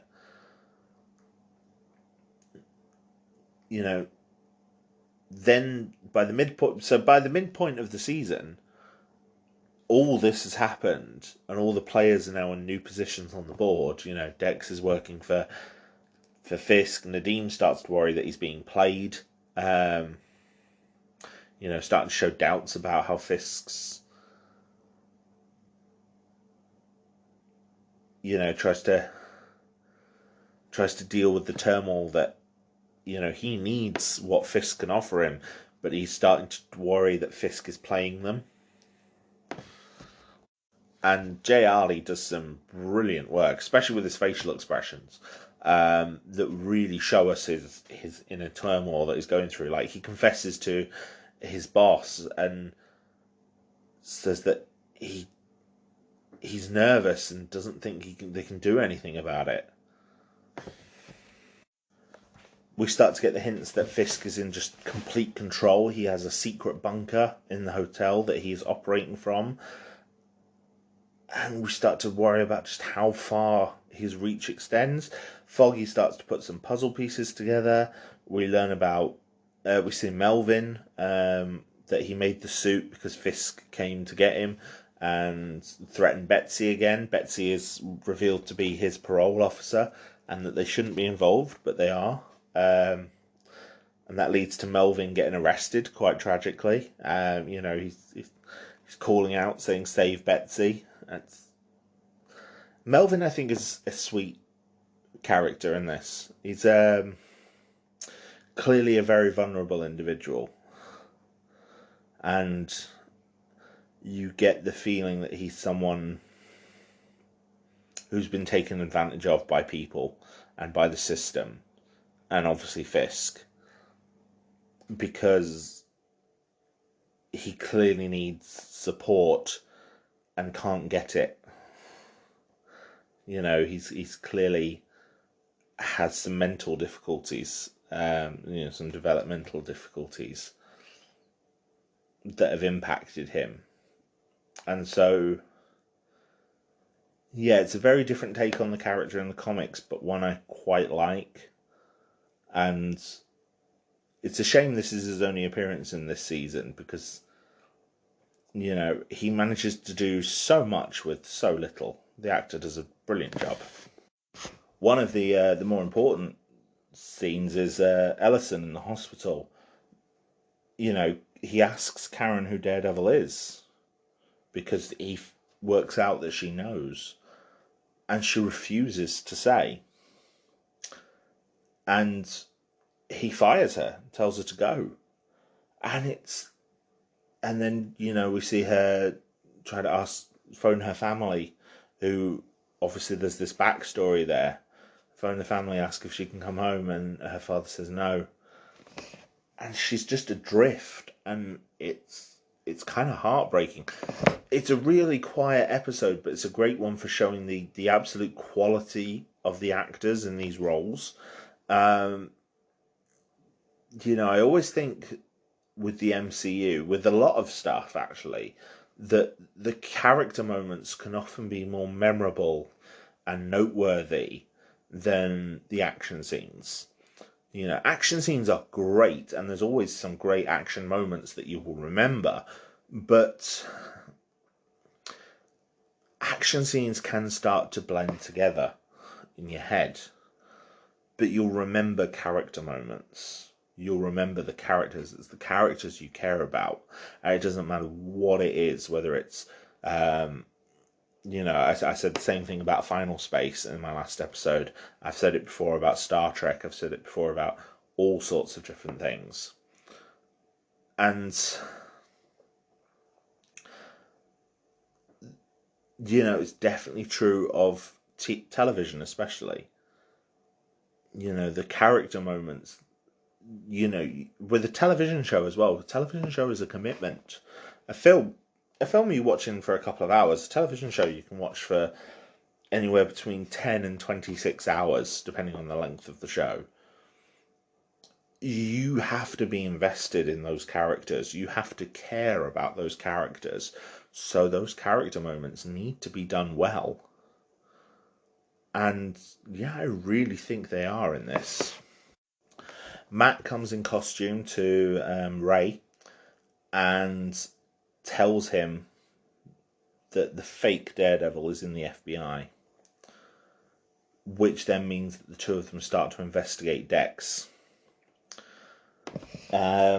Fisk continues his manipulation of Dex. Dex tries to reach out to Julie and apologise and mend the bridges that he burnt, and they have a nice touching moment. But then just as she arrives back into her apartment, we watch Fisk have her killed. We see it through Fisk watching a security camera. She walks into her apartment and they shoot her in the head. and it's really quick and like so casual at the same time for Fisk that makes it terrifying. Matt and Ray go and investigate Dexter's apartment while Dexter's away, but they get caught almost and manage to escape upstairs to an apartment upstairs. But Dex uses the reflection on the opposite building to ricochet shots up into the apartment to attack them, which is incredibly impressive and very, very tense.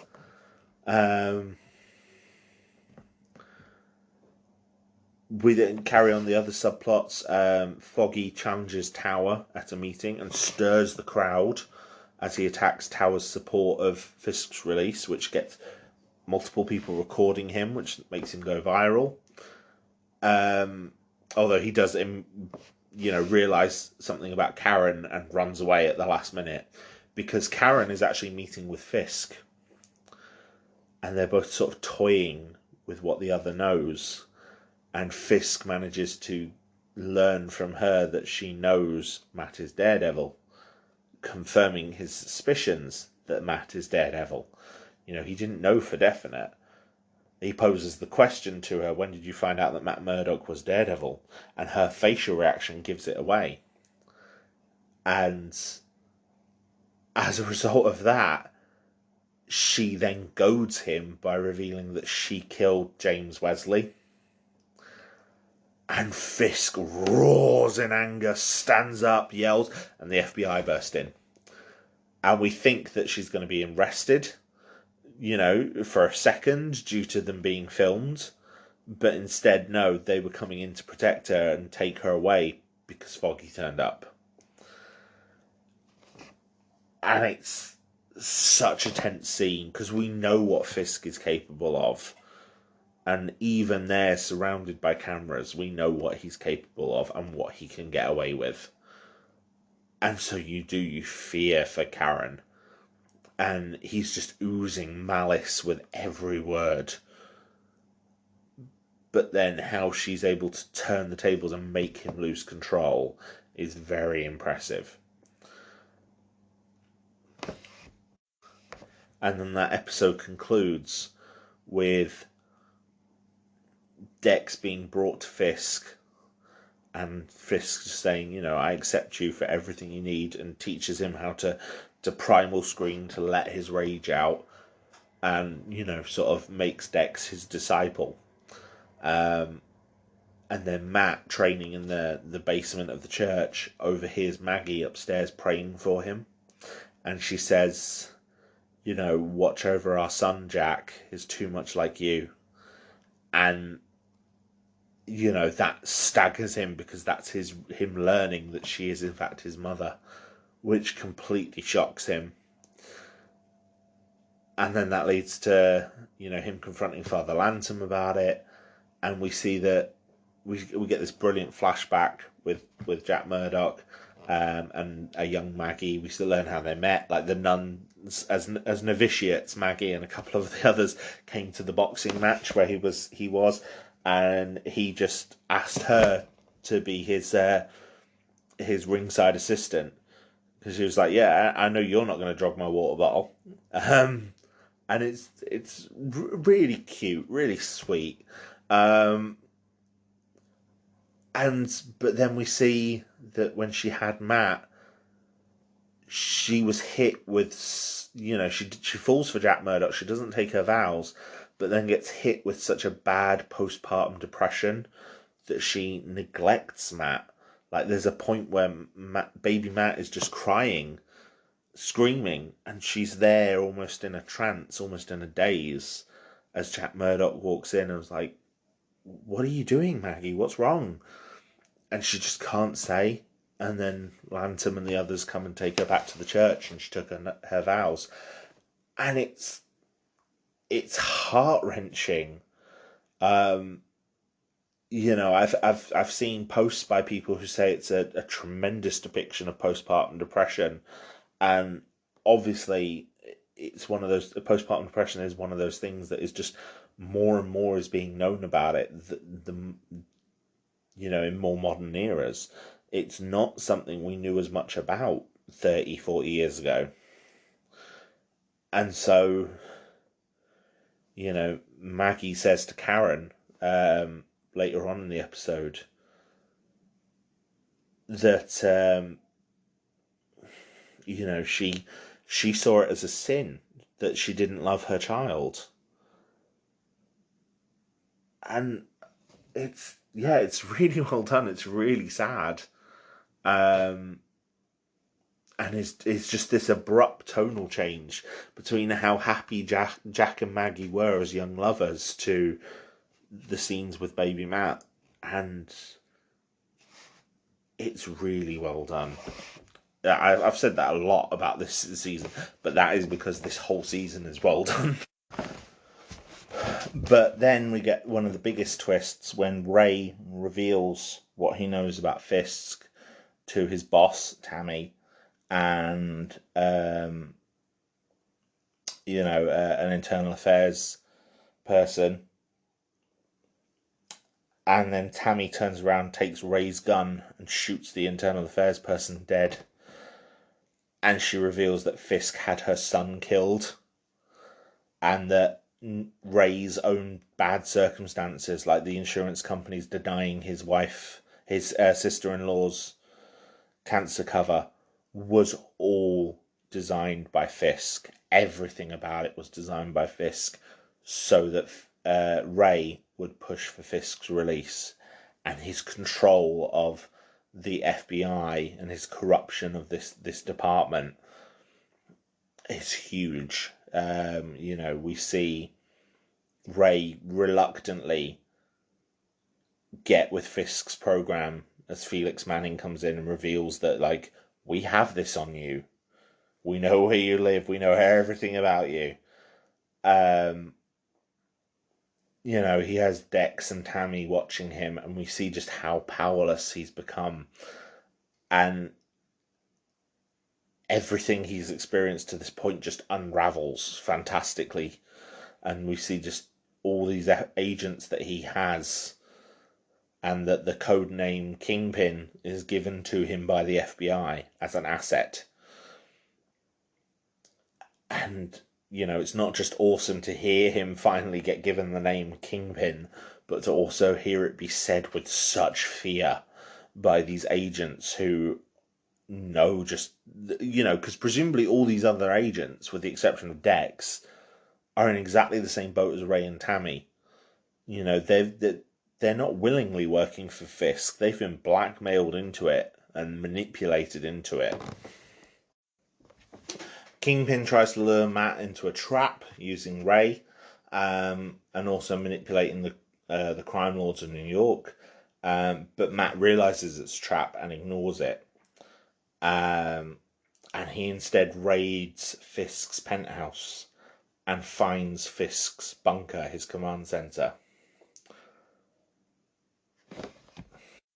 But then he has to leave to go and save Karen because Fisk is on the way back, realizing that Matt hasn't taken the bait. We get a long flashback for most of episode 10, explaining Karen's past. And basically, she deferred her college application. She was a drug addict, drug seller with her boyfriend. And an altercation between her boyfriend and her younger brother led to her brother being wounded. She tried to drive him to the hospital, but in doing so was severely under the influence of drugs and alcohol and crashed the car, which led to his death. It's a brilliant story, and it's very sad, very tragic.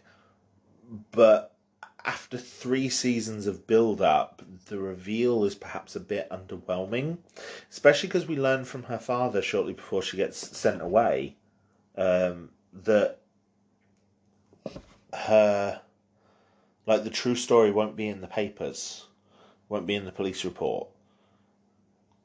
But we'd seen newspaper clippings suggesting that it had been, or at least it had been reported on. Whether the exact details had come out, it was reported on. And it was obviously the suggestion was that Ellison and Ben knew about what had happened to Karen. So yeah, it does feel a bit underwhelming. But she did say earlier in the season that what had happened is, because it was small town America, it was somewhere in Vermont, that the story had kind of grown beyond the facts to become an urban legend. So maybe it's just that. Matt comes to the church to save her from Dex. Dex has arrived in the red Daredevil suit, brought there by Ray. He tries to kill Karen, but Father Lantom jumps in the way and gets killed instead. Matt manages to fight Dex off. Although it kind of wasn't clear how Lantom managed to intercept the killing blow that was aiming towards Karen, because he was several feet behind her, and then Dex throws something and he immediately jumps in the way, despite the fact that Karen hasn't moved. I don't know. It's bizarre. And it's quite interesting in the fight as well, because some of it's quite dark, some of it's done in silhouette. But we see Matt and Dex with their different silhouettes. And, Matt, for example, has done things like he started wearing Mai Tai ropes so that he can do more damage while up close against Dex, because he realises he can't fight him at range. And Dex holds his own and overpowers Matt at a couple of points, but it's good to see this villain who is strong enough to be a true challenge. And, this is the first time we've really seen that since Nobu.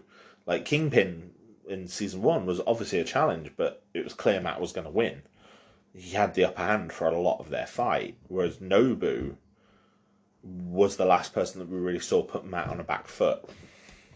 The aftermath of the attack on the church means that Matt and Karen are having to hide from the FBI. Sister Maggie manages to help hide them at one point, as Dex and Ray and the FBI cordon down the church and start to investigate and search for them. And they manage to escape using Brett and Foggy, which is really well done, because they use the legal system. Foggy comes in as Karen's attorney, and as her attorney, surrenders her to Brett, because, if she's wanted for, a crime in the city of New York, which means it's a NYPD matter, not an FBI matter. And, Ray even manages to get Brett to one side and says, look, you have to take Karen. If you don't, she's going to end up dead before she gets anywhere. And, yeah, we finally see Matt, Karen and Foggy all together, reunited and determined to bring Fisk down. And it's been a long time coming, and when we finally get that moment, it is fantastic. Fisk manages to get himself legally exonerated. The crimes that he was, convicted for, he's now managed to pin on Daredevil due to, the actions of Dex in the suit. He manages to get all of his things back, except for one, which is the Rabbits in a Snowstorm painting that he got from Vanessa in Season 1. And he meets with the woman who has it and asks her for it, but she gives a speech about how it was the only thing her family had. It's implied to go back to the Holocaust. Her family had it and it was taken from them, and now she has it back. And her speech actually makes Fisk say, no, keep it. Vanessa would want you to have it based on your history with it. which is a really touching moment and shows that Fisk is more complex than just a villain. He does have some complex motivations. He's capable of some good and some empathy, which is a good thing to remind the audience of at this point, because obviously Vanessa is going to come back. Nadim's family get attacked because Dex has realised that they must have that Ray betrayed them and to let Karen escape. And Matt comes to save them, and then Matt reveals his identity to Ray, trusting him to help Matt take down Fisk. So that leads us into the final couple of episodes. Fisk gets reunited with Vanessa. Ray joins with Matt, Foggy, and Karen to help testify against Fisk. They bring in Tower, Ellison, Brett to help them. And it all leads to some brilliant character moments. There's a press conference. There's fake police escorts. There's a testament in front of a grand jury. Ray's testimony. But despite all their best efforts, despite surviving this frenetic ambush that Matt is able to guide Ray through on the highway,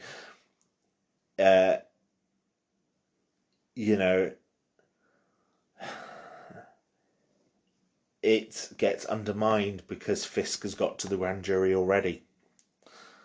He has someone in there who is able to read out their names and addresses for every single one of them, and Matt hears it from outside the courtroom. And then Dex manages to find Nadim and kill him on Vanessa's suggestion. And this is now Kingpin at the height of his power, his most terrifying, because nothing our heroes can do seems capable of stopping him or saving them. The only possible wrinkle is Dex, who is growing more and more unstable. Like, he kills the woman who has the rabbits in a snowstorm painting off screen, and brings the painting back for Fisk and Vanessa. And there's blood behind it, which Vanessa notices, so she realises what Dex has done, but they kind of let it go. And it leads to the finale. Every episode of the season, it has been better than the last, except for perhaps the flashback in season 10, although that ended really strongly with the fight in the church. And the finale is a testament to that. Matt has convinced himself that the only way he can stop Fisk, because of how powerful Fisk is to go across that line, across that final line that he has, and kill Fisk. And he manages to capture Felix and torture him and threaten him, revealing where he learns about Julie. He then gets Felix's phone. He calls Dex and reveals Julie's murder to Dex, because he knows about this from investigating Dex's apartment.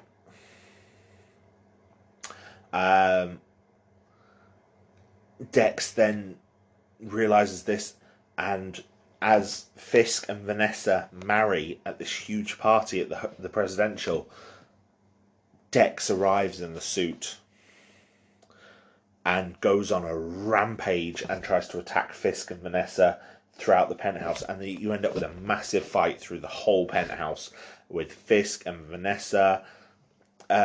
Meanwhile, Foggy and Karen have been given a testimony by Ray's widow, which is a dying declaration, and legally it's believed that someone who believes they are dying has less incentive to lie, so it's an admissible testimony, and they are able to use that to build their legal case in the background.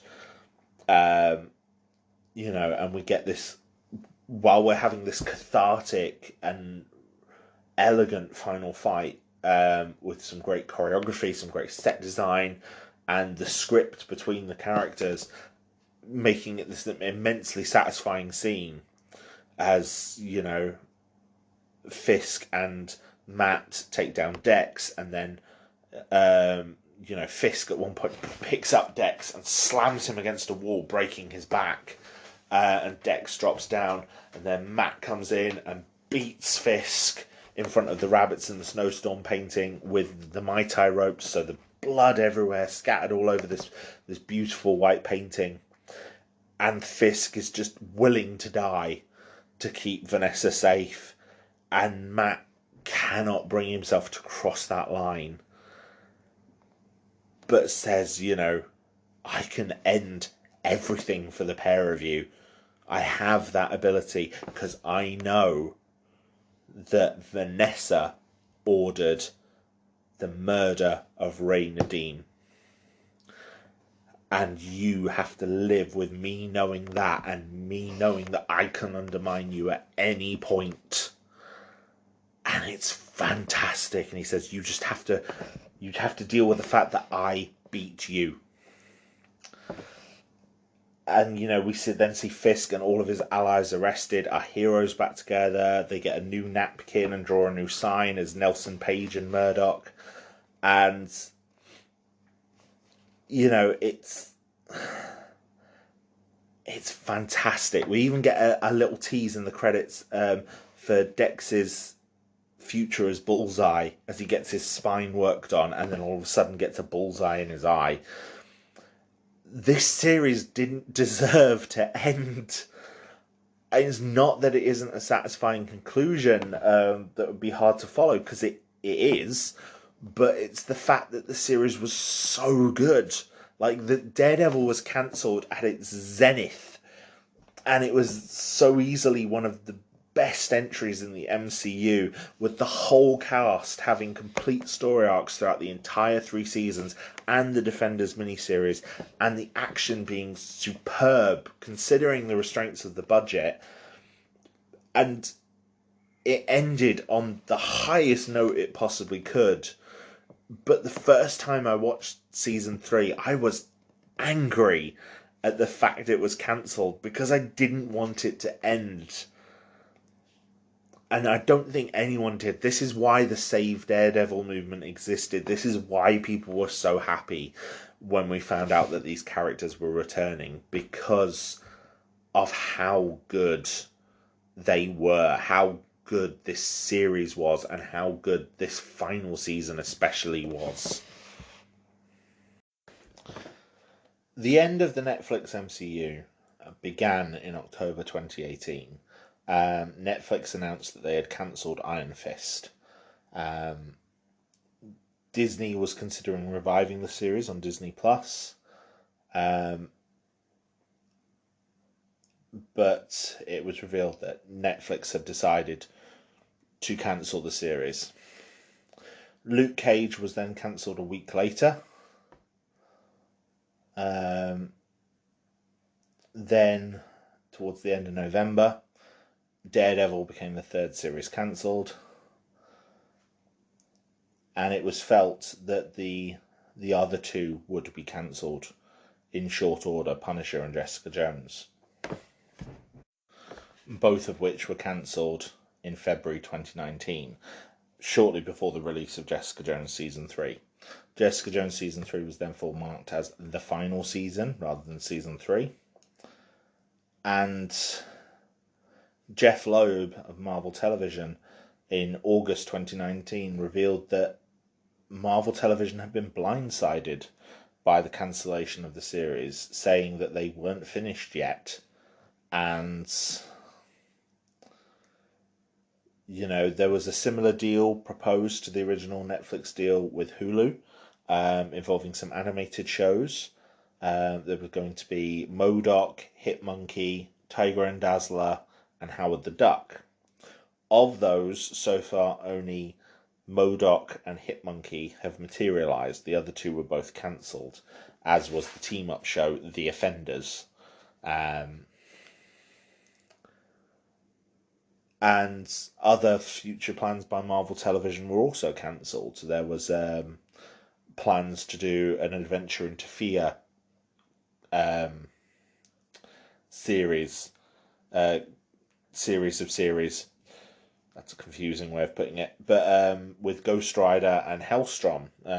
Ghost Rider was cancelled. Hellstrom managed to make it to 1 season, although was kind of distanced from its links to the MCU before release. And then obviously after that, Marvel Television was soon restructured as a subsidiary of Marvel Studios, with Kevin Feige in a greater overall control of everything. There were plans and wishes to continue the shows on Disney Plus or on another form, but per the original deal between Marvel and Netflix, none of the characters could appear in any non-Netflix series or films for at least 2 years following their cancellation, which meant the earliest we could see these characters return would be October 2020 for Iron Fist, November 2020 for Daredevil, and February 2021 for Jessica Jones and the Punisher. In December 2021, Kevin Feige officially revealed that any upcoming Marvel Studios projects featuring Daredevil would have Charlie Cox reprise his role as the character, which he did first of all in a cameo role as Peter Parker's lawyer in Spider-Man No Way Home. I think that was something that a lot of fans had expected, and I believe was leaked prior to release. Vincent D'Onofrio then returned as Kingpin in the final 2 episodes of Hawkeye, also in December 2021.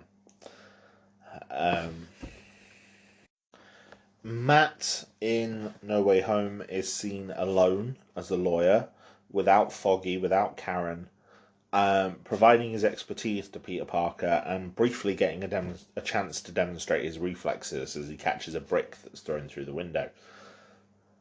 Kingpin, however, has reclaimed power in New York, at least over the criminal elements, devoid of Vanessa, and with a long-held connection now to the Tracksuit Mafia, who are new additions, but could possibly be linked to the Russians in Season 1 or the Albanians.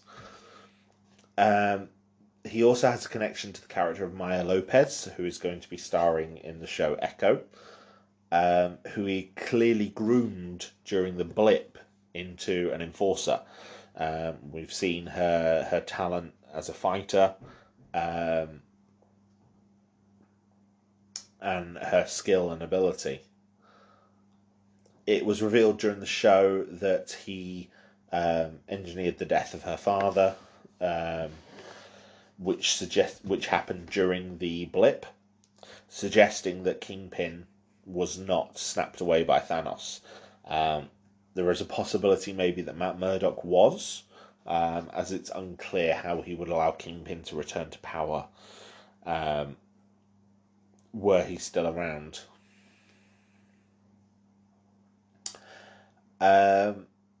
Fisk also gets 2 very, very comic book accurate outfits in Hawkeye.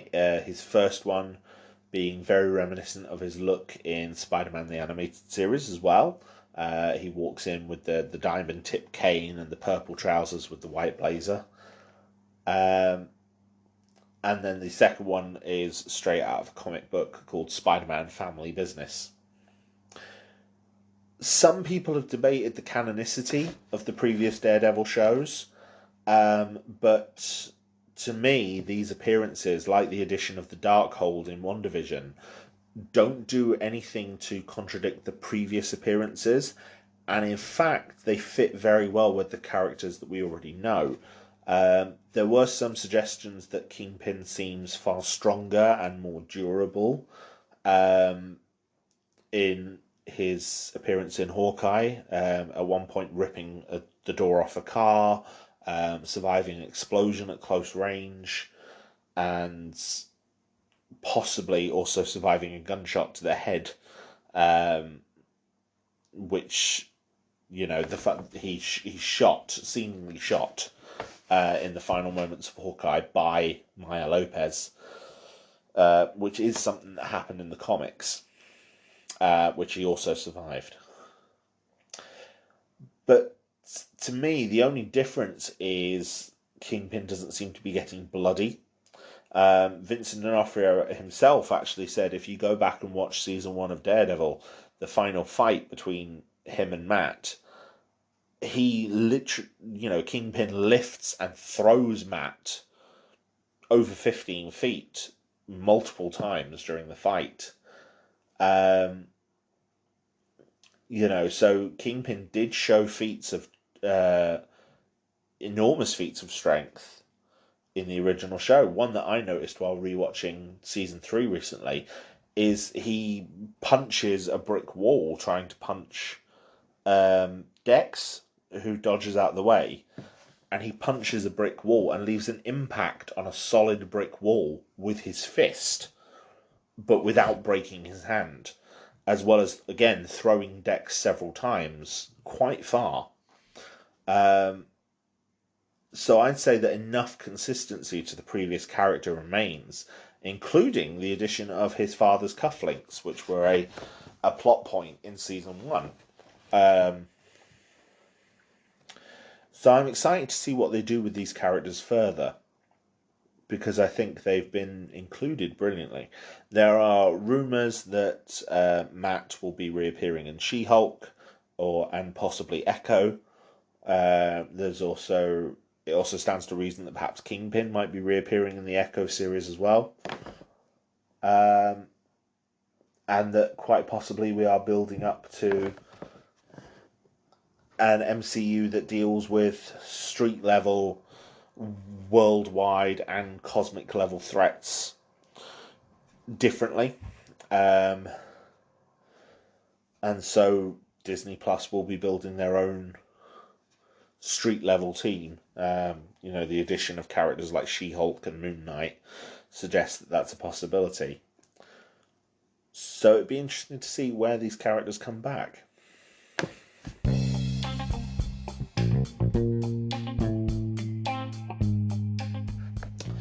Thank you, dear listeners, for listening to this episode. I hope if you haven't seen Daredevil, you may be interested to watch it.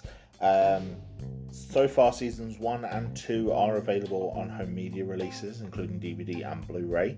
The seasons have recently been announced to be being removed from Netflix at the end of February. There's no word yet on where they will end up. Current speculation is that they will end up on Disney in some form, either on Hulu in America or on their Stars line.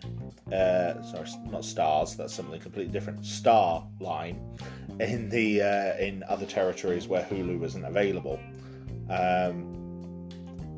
If you haven't seen them, I highly recommend them, especially if you are interested in the character. They do a fantastic job of bringing you into this character's world and showing you how brutal it is. Daredevil was a character I'd never really been as interested in as I've become by watching this show. I would now say he is probably one of my favourite characters, and it's because of the Daredevil show.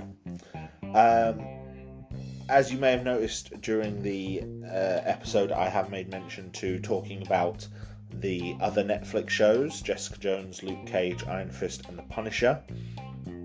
And you may also have noticed that I have not done that in this episode. The reason being, those sections actually became longer than I initially planned, and I felt they were detracting from the discussion about Daredevil and Kingpin. I will be publishing them as a separate podcast as they currently exist, unedited, so that you can listen to them should you wish to. Again, I think they are good shows. For the most part, I have some negatives and some positives on most of them. Luke Cage, for example, I like a lot more than some people seem to, and I'm a bit harsher on Jessica Jones than most people seem to be. So yeah, if you would like to hear my thoughts on those other shows, they will be available in a separate episode. Not part of the current season list. It will be released alongside this one as episode 3.5. Other than that, the next episode I'm planning to do is in a week's time, and will be on the War of the Worlds. Not for any particular anniversary or any particular reason. I just fancied tackling a sci-fi classic, and it's one I've not really experienced. So I'm going to be looking at a few different versions, including the original novel, the Jeff Wayne musical adaptation, and the radio broadcast, as well as the Steven Spielberg film. So hopefully you'll join me for that. I think it will be a very interesting one. Until then, my friends, take care of yourselves, look after your mental and physical health, and stay safe. Take care. Bye-bye now.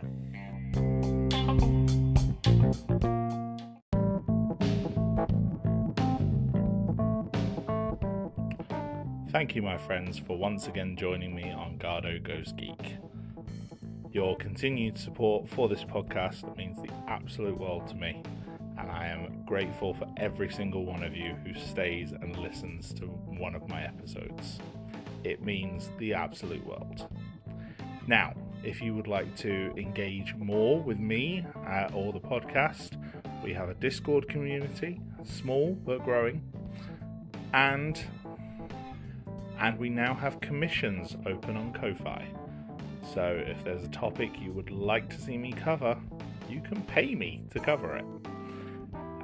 All funds will be used for legal purchase of the relevant items where I do not have them. Have a look on the link tree for more information. Until next time, look after yourselves.